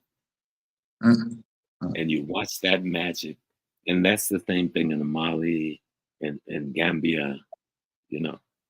So everywhere you go, you see a different expression of an aspect of the African indigenous system. And that's what keeps things together, not the Christianity. You can be fooled coming into Ghana and seeing all this church and thinking it's the church. No, it's what's under the church. Is it the mosque? No, it's what's under the mosque. In Ghana, my priest, who I go to for readings, for whatever I need, he's a Muslim imam and a Hajj, but he's an indigenous priest. And so to learn those things and to navigate an understanding of those things and those relationships, and to see the aesthetics of the history that you see, like in an ancient Kemet in Nubia and in Ethiopia. The place that I've always wanted to get is Zimbabwe, because that was our hero. Zimbabwe showed us what revolution should be. The people in Zimbabwe, nobody gave you your freedom. You took it. And that's the way you get the freedom. And then the world want to pretend that history didn't even happen. But it's for the people of Zimbabwe to keep telling that story so that the youngsters know we didn't just get here to some electoral democracy because some white man said, oh, you can have this. No, we went in the bushes, multiple liberation fronts. It wasn't just one group, multiple leadership, and then they converged. And they went against not just Ian Smith, but the South African army was there, the Americans were backing them, the Israelis, the British was backing them, and we defeated all of them. But the kids need to know that story. Yeah. They need to know when we sung, SWAPO will win. When those youngsters like John, who was one of my students and went back home to fight, when he lost his eyes, he didn't cry, you know. When Jennifer went back home, such a beautiful sister, because she was very, very light in a part of what was called color. Even the brothers that misused her before they realized this is my revolutionary sister. You know, all of these stories and things that we had to struggle against within ourselves, as well as against the enemy we were going up against. And I was blessed to have experienced so much of the African freedom struggle. Like so many African Americans, a lot of people don't know how involved we were in the African freedom struggle. Understand? Those of us who call ourselves Pan-Africanists, nationalists, we were very involved in that freedom struggle, even if all we were doing is raising money and making sure it got over there to buy weapons, to get medical supplies, getting medical supply to a country that wasn't engaged so that they could get their medical supply to the country that was engaged. And so that was the only life I've ever known is the life in the struggle. I've never known. I didn't have to be converted to this. I grew up out of it and just continued into it. That's the only life. It's the only life I ever known. And then I was lucky. I met so many beautiful African women. If there was polygamy over here, I'd probably have 10 beautiful African wives, but they only allow you one in this country. But our women have been the strength and the backbone of the race survival. Let nobody tell you anything different. They have come against our women and have even allowed some of the idiots among us to turn against their own mother, their own goddess, their own sister, their own daughter. There's nothing. The only thing I put in front of the divine itself is the African woman. And actually, someone put a question for you there. Now that you are addressing the issue of women, can the professor just indulge us a little bit with some juicy details as to how he met his beautiful queen? That was strange because we've struggled for 53 years on all kinds of levels, but I won't give up too much of the story. I went to visit a young man at the dorm, and he was getting ready to go out on a date with his girlfriend, and she was stopping by to pick him up. the dean had sent me to interview with this man because I had been trying to get a room in the dorm for some time. So I went and he had a big room, a nice room. And I go like, okay, yeah. And then his girlfriend came through the door and we were walking out the door. And so they went on down the hall to go to the movies. And I stood there and sat on the floor and cried like a baby because I couldn't understand what is this other man doing with my wife. I never met either one of them before. Well, 2 weeks later, I'm in the cafeteria. And since the Black students at the school, we were a minority, we all hung together. And so some of the kids came and said, James, aren't you going to Ruben's birthday? And I said, no, I got some homework to do. I'm going to finish my homework. And then I'm going to go watch a play at Gordon Parks, a movie Gordon Parks has just come up. And so when I finished my homework and I was putting my tray away, in the corner, the woman is sitting there, the same young woman. This is 2 weeks later. So I said, oh, aren't you going to your boyfriend's birthday party? She said, no, I broke up with him 2 weeks ago. I said, really? She said, yes. I said, would you like to go watch Gordon Parks? It was called The Learning Tree. And she said, okay. And a year later, we got married. Wow. That's 53 years ago. 53 years later. Yeah. My word. Doctor? We've had like ups and downs and crossing some bridges and going through some valleys. The struggle has always been the maintenance of a family for the offspring. Learning how to learn to know one another. Because most people in the world don't have a clue about what love means. They use the word, I love you, I love you. They're talking simply about admiration, attachment, affection, emotional assistance, not love. Love is really understanding the divine in you and then beginning to recognize it so that you can recognize it in your mate. When you can do that, love is occurring. But it's something that must be learned. It's what a culture is supposed to teach. When I recognize the God in me, only then can I truly recognize the God in you. It is being in love with God that brings unity.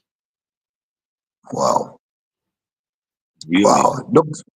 Dr. Susan Tata, I will throw it back at you before I ask my last question. And while she's coming online, my last question will be, what is your advice to the young African revolutionaries and benchmark EFF in South Africa, benchmark CCC, MDC in Zimbabwe, Bobby Wine in Uganda, leaders such as Traore in Burkina Faso, and the Gen Zs in Kenya? There seems to be a new wave of revolution. I would wish and love to hear your advice to the young revolutionaries. What are we revolting against, and what must the face of this liberation struggle last mile look like? I thank you.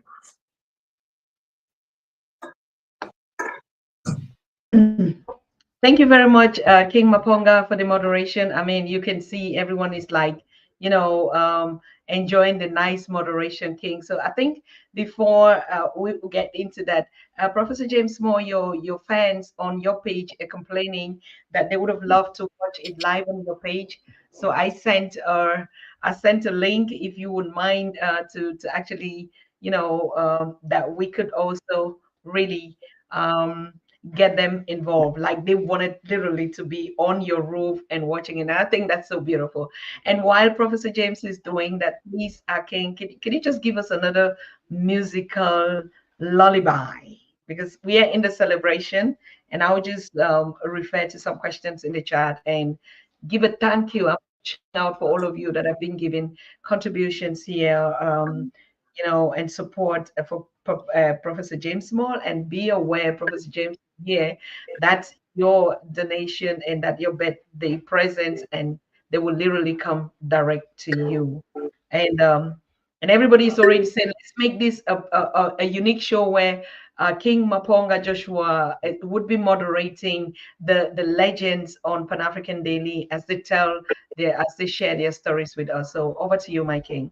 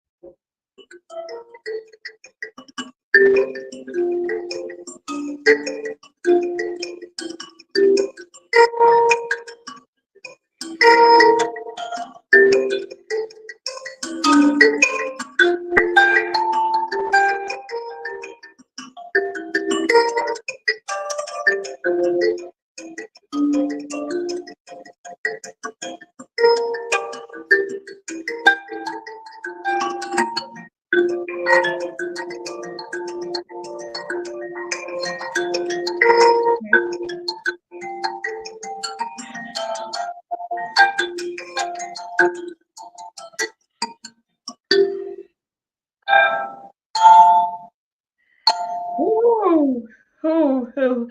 Thank you, thank you, thank you, thank you, thank you. I mean, I'm just gonna dash back to what all of you have been doing. I mean, this is it's this is the way we celebrate. This is the way it's gonna go, and this is the beginning, and this is the way it's gonna stay.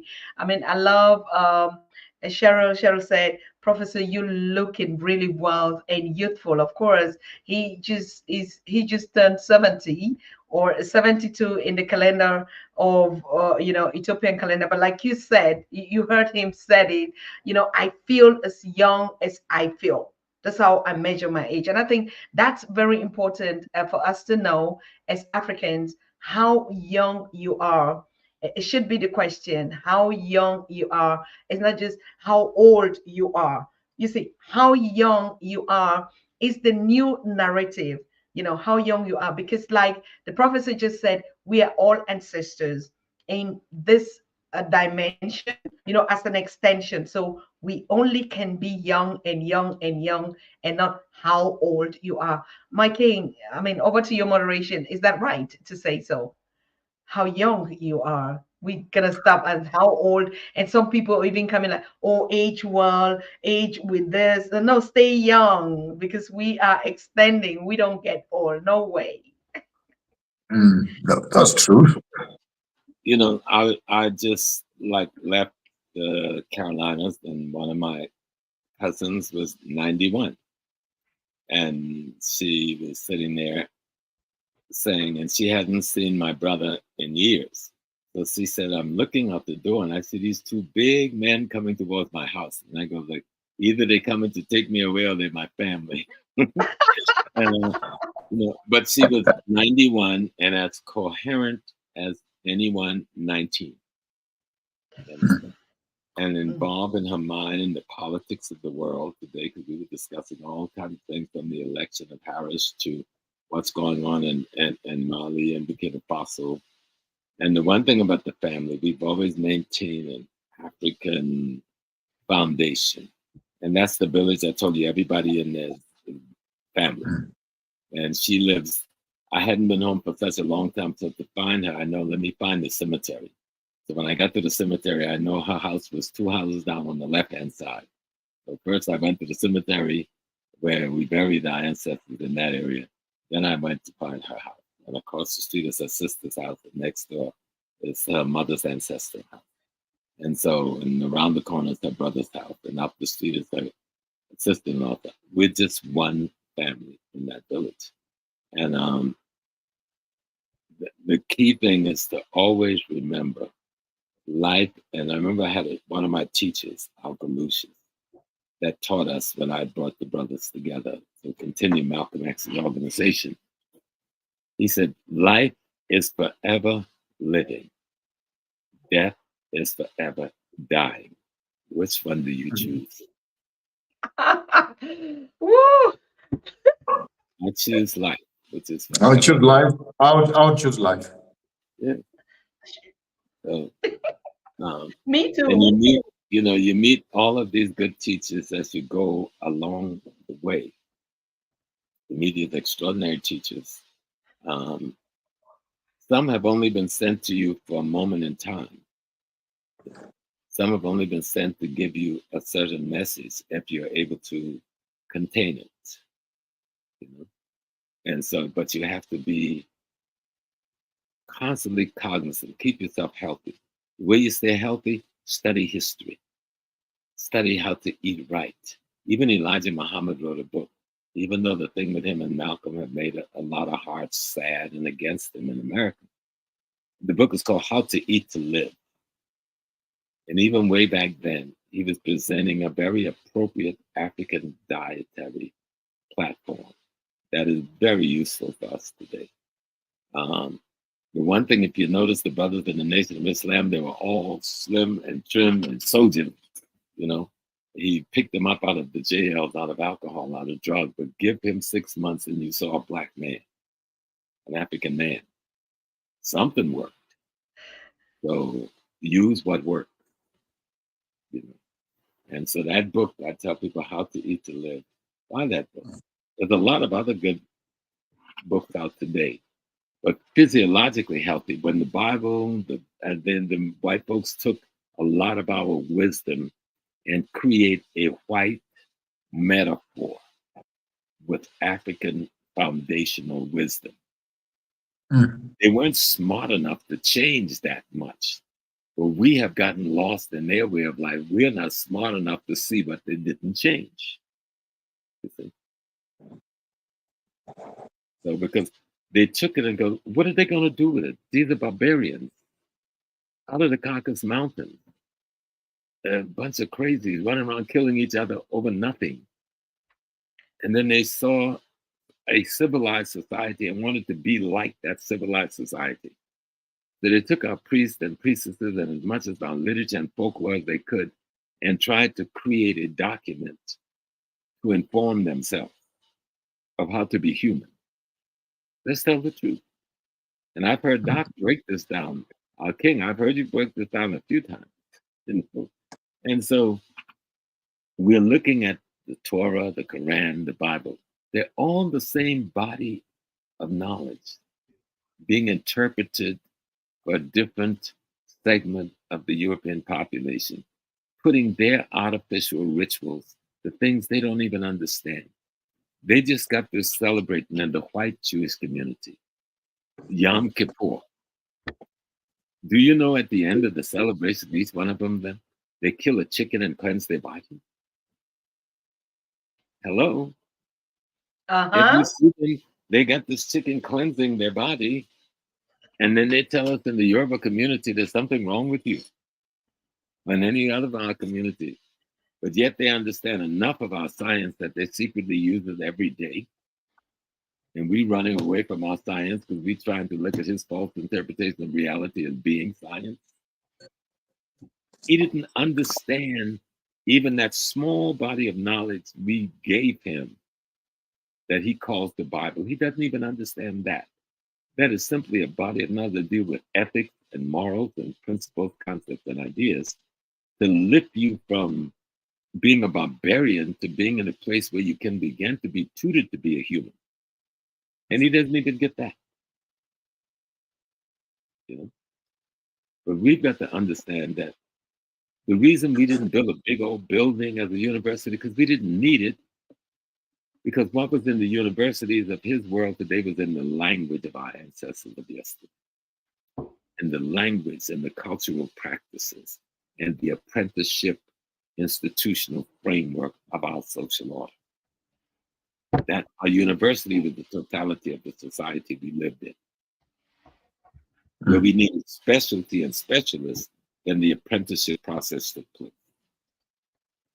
But what is a classroom and what is a teacher except someone who you should be apprenticed to? But they don't understand the concept of apprenticeship. So they look at this arrogant intellectual dominance as education. Education is to bring something inside of the being out. And reading, writing, and arithmetic are just some of the tools that you use to master in order to do that. But they make us think the tools is the education. No, the tool is to bring the divine wisdom of the universe that's embedded in each one of us, outside of us, to be utilized for the greater society. He doesn't really know how to do that. Oh. I see Sister Vaina. I mean, that's brilliant to be able to look into the religious pot and trace that common African fiber which holds it all together. And I had an argument with one pastor here, one of the worst interviews I've ever done in all my life. And the battle was for me to convince him that it does not need to be written to be true. We can practice as Africans because the Torah is not in a book. The Torah is in our lifestyle. It's how we live. The Quran is not. It's not in a mosque. The mosque is the oral tradition, here. Baba. Let me just come, and I'm going to say the oral tradition is a much more superior tradition than the written tradition. The written tradition presupposes a beginning and an ending to wisdom or knowledge. That's insanity. That's insanity. The oral tradition, if one was to take and say, I'm going to write down the oral tradition of just the Yoruba, you're going to need a book about 50,000, 60,000, maybe 100,000 pages. And you still would not even begin to write down the wisdom of that people. And that's true for any African people. And so that's why the white man feels he could, I can take a little bits and pieces of his knowledge and I can put it in the book and say, this is it. No, because you have not captured the divine essence that makes up the human being. And that's why he can remove God and put it in a sky. Where's a sky? I'm on the planet Earth, floating in space, just like Mars, Jupiter, Uranus, the sun, and the moon. So what sky? Professor, you are even messing up my head because I had a big fight. Because I'm saying, how can you have the creator of a universe that you call God, who is hiding in a book? You know, we literally, you must go and find him on John 3:16. You must rush there and you'll find the whole creator hiding between pages. And I'm saying, man, guys, this is insane. This is madness. You can't take the omnipotent, omniscience, the whole vastness of knowledge and think you can lock it on a paragraph and say the end. Hence, even all these apocalyptic theologies that are trying to conclude the human story, they run short because by nature. How can one tell the story of the universe? Even the concept of a beginning is not a real concept. It is impossible to have such a concept because there's a presumption that it is knowable. It is impossible to know such a thing ever occurred. So the concept of beginning doesn't exist in African literature, oral literature tradition. The concept of an end does not exist. We are eternal. The circle is unbroken. We are eternal. I am my mother and my father. And they were a sum total of my grandparents, who were the sum total of my great parents, who were the sum total of my great great parents, who were the sum total of my great great great parents. I am all of them. That girl you saw standing here, my daughter, is the sum total of all of them. And the little baby you saw is the sum total of all Sorry, of I them. have to interrupt. I just want to interrupt a little bit and give us a breathe out. Let's just breathe and welcome this special show. I mean, we have her sister, her able sister, Professor Baina, who actually is working on a very big project, and we're actually pulling the attention of everybody to be on that project November 16 in what did we say, in Florida? Or I keep forgetting the city, but just watch this beautiful story about the heroes of Haiti, directed by Professor Baina Bello. I love the fact that thousands of us are watching right now, and you're gonna get a ticket to make sure you watch it. Let's just watch the commercial.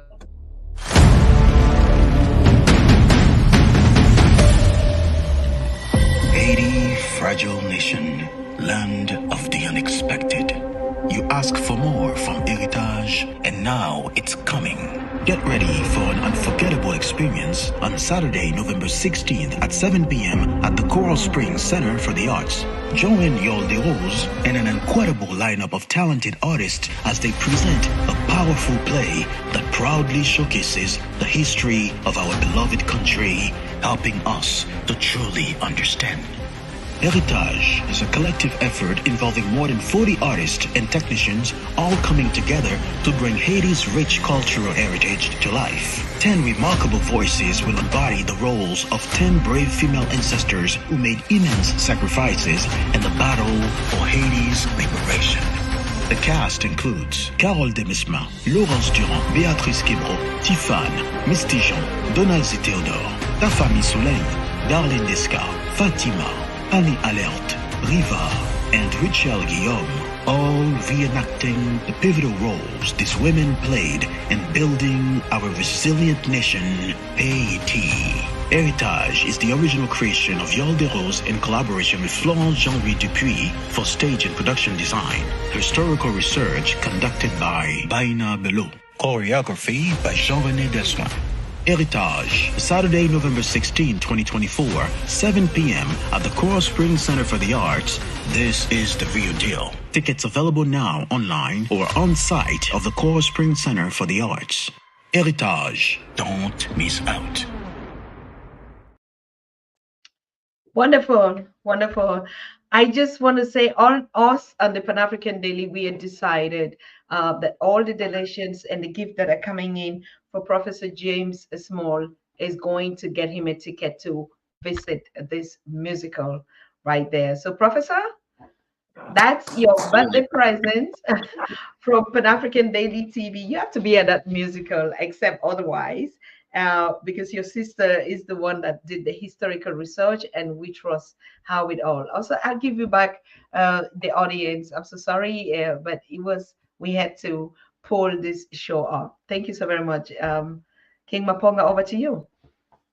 I think it has been a wonderful, wonderful show, and I want to thank you. My last question are the last words from Professor James Small to our young revolutionaries. Any parting shots, any advice from the senior as to how do we create or recreate ourselves as we move towards the globalization of the world? What must the African be aware of, and what advice would you give our young politicians? I thank you. Well, most of our people have been trained in the Christian tradition. And one of the things, you have a concept they borrowed from our Ma'atan tradition of ancient Kemet. They call it the 10th commandment.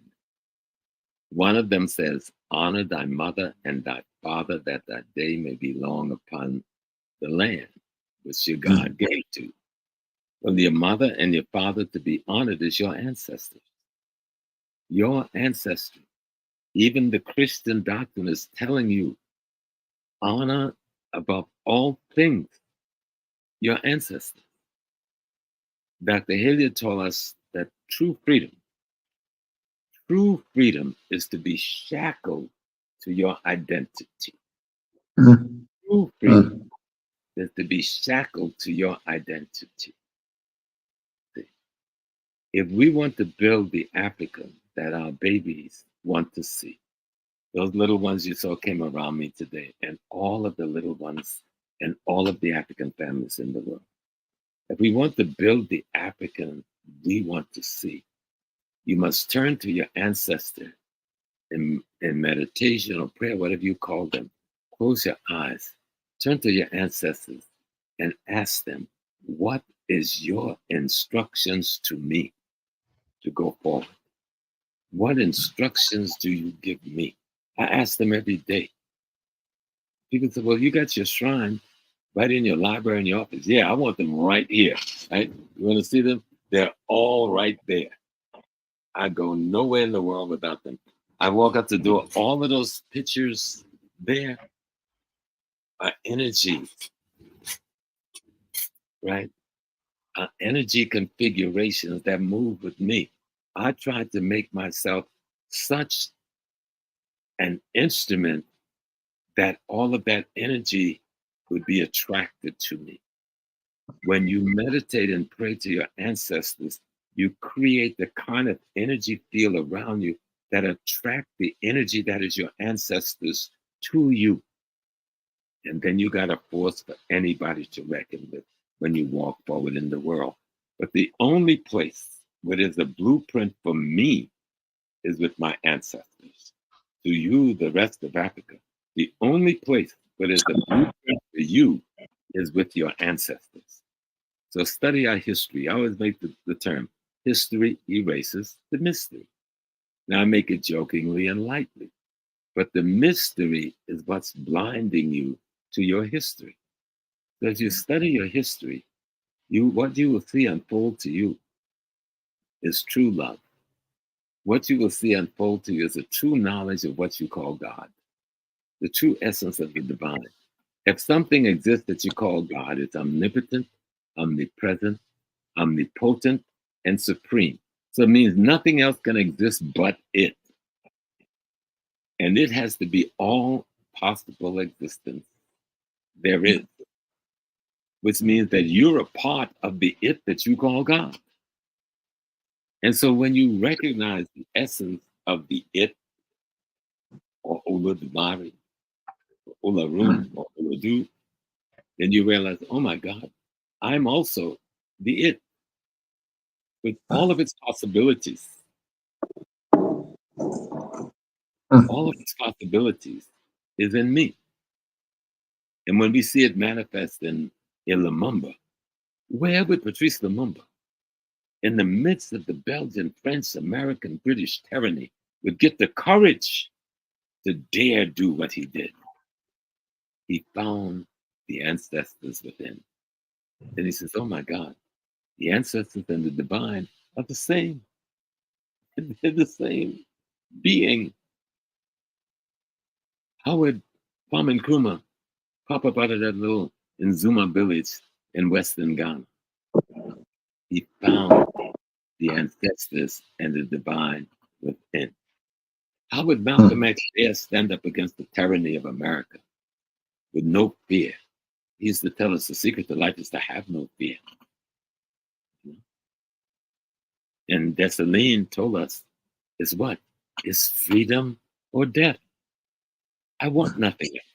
Either I'm free or I would rather be dead, and I have no intentions of dying. I have no intentions of dying. Freedom or death is the option, but freedom is your only choice. And true freedom is to be shackled to your identity. Your identity is to be informed and to be instructed by your ancestry. That is who we are. That is what we are. Professor, your wish to come to Zimbabwe, will remain will remain on our list. And I think you look much more healthy to travel now. Let's see what the following year will bring to us. I think I was on a slowdown this year. I was told you were a bit frail, but what I see now, your birthday has brought in lots of life. And let's go back and dust our passports and see where the next 2 years will take us to. I thank you all for It's a not going to be wonderful 2 years, my king. I will be there much sooner. We will work it out. All right. But I'd like to thank you from the bottom of my heart, from the Southern Africa and from Farmers of Thought. Thank you, Dr. Susan, for extending your platform to celebrate my wonderful brother and father and mentor. I don't have to give him a name, wonderful soul and spirit, a gift of the universe to us at this day and era. And it has been a great pleasure and joy to host him here and a wonderful audience amongst your listeners and viewers around the world. Save this video, share it with others, and here is our opportunity to celebrate ourselves as we celebrate each other. With those few words, I want to thank you all and wish that the spirits of the land, rain would fall upon our land, and may our hands constantly be productive, and that the visions of the night would bring us the memories of the past and take us to the future that we all deserve. Long live my professor, long live. In my tribe, we say, Nwele Olute, you must grow long hair. And that means you must have a tall feather standing on your head, constantly reaching out to the skies, remembering you're from the ground together with us. I thank you. Thank you, my king. Thank you for taking time to help me celebrate today. And remember my celebration, because I am you and you are me. Thank you. We may look separate, but we are in one membrane. And we're part of that membrane. We're the same being. I am you, you are me. You have your visit in my residence. I will host you, so worry about everything else. But I can guarantee you a glass of water, a plate of food, and a pillow to rest your head while you're here. And that's all one needs when he comes home. That is all one needs. And that is Africa. Wonderful. Thank you. I want to thank the community that joined to celebrate Professor James Small, our king, our legend, our teacher, our brother, our friend, right? And I cannot express more. We've all seen it. And I also want to thank you, King Maponga, for moderating and hosting the King the way you've done. Thank you for the music. It was just on point, everything. And I want to thank all the members of this community for sharing this wonderful day with us. And I think we're going to continue to do, to celebrate our elders, our leaders, our people in the same likeness like we've started today. So, Professor, we wish you everlasting love. We are in solidarity with you. We are one Logome with you, and we wish you a pleasant day. I know that you're going to continue. Your family is already around. We don't want to keep you so much. And yes, Oh, no, maybe. we're going to just have fun. I know Queen Diambi will come by later. She just came back to the country last night. And I want to plan going to the Congo this summer. So somewhere between spring and summer, I'm going to end up in Zimbabwe. But I will call my king and we will work out those details. Tomorrow I'll be in Atlanta at Clark Atlanta University with the African Heritage Studies Association, giving a lecture on just what we were talking about today, getting control of our narrative, that we control the narrative that explain who we are and who we were and who we are going to be as a result of who we are, which is a result of who we were. And so that should be fun down in Georgia. And then I'll come home to go to Philadelphia with the Asara Set Society on the 2nd to talk again about our narrative and reclaiming our heritage and our spiritual tradition must be restored. We must study the ancestors to know how to do this the best we can do it.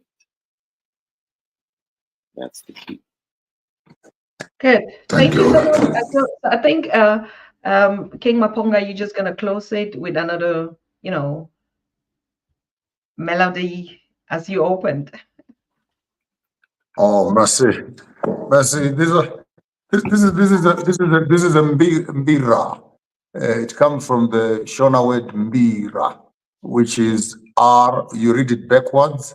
You have an R, then you have a Ra, then you have an E Ra, then you have a B Ra, then you have a B Ra. So R is the beginning where it all started. Ra is the sun, the light that we all have, through which we can celebrate Ira, which is time of sacredness and beauty of life. Then Bira is the gathering of the community. And once the community gathers together, the environment becomes sacred. Mbira is an instrument which we play during Bira. And once you hear the Mbira during Bira, the environment is already sacred. We are celebrating our era, remembering Ra, who has come from A. And Gwenya Mbira is me, the player of the Mbira during Bira, which is Ira, celebrating Ra, who has come from A. So it's an ancient Zimbabwean instrument found all over Africa. Some of it is a variation of the kalimba. They say this is the baby piano. Actually, this is the mother piano. Piano is only 17th, 18th century. This was much longer. So what you have are cycles of music where the lower voices, the middle, and the upper, and then you play in a circle. But then the white man took the strongest note and put it on the left. Then he stretched it out to make what you now call a piano. So they call this a baby piano. But as of tonight, let's call this a mother piano. So I'll just do some riffs. Basically, if you have listened to classic music, you'll be able to hear how they have stolen bits and pieces, Mozart, Beethoven, and the rest of them. Yeah.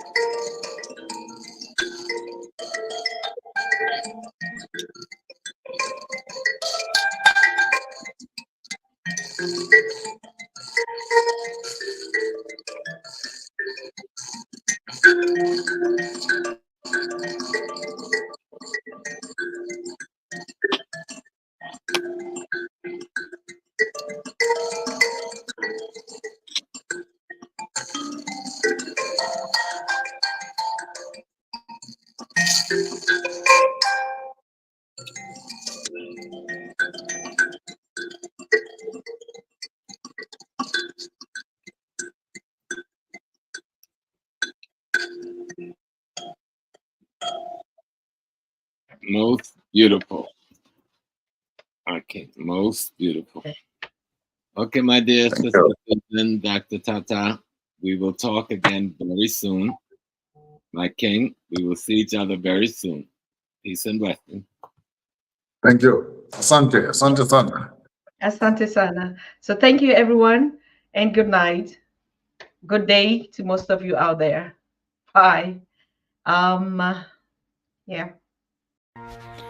You are watching the Pan-African Daily TV with Dr. Susan Tata. The Africa we want. Unity, consciousness, our culture, our spirituality, our history. One Africa for Africans worldwide. Motherlands calling its diaspora home. Join my voice. Join my team. Join my campaign. Campaign 21 hashtag 1 million subscribers on the Pan-African Daily TV YouTube. Be a volunteer. Apply now. Be the new Africa.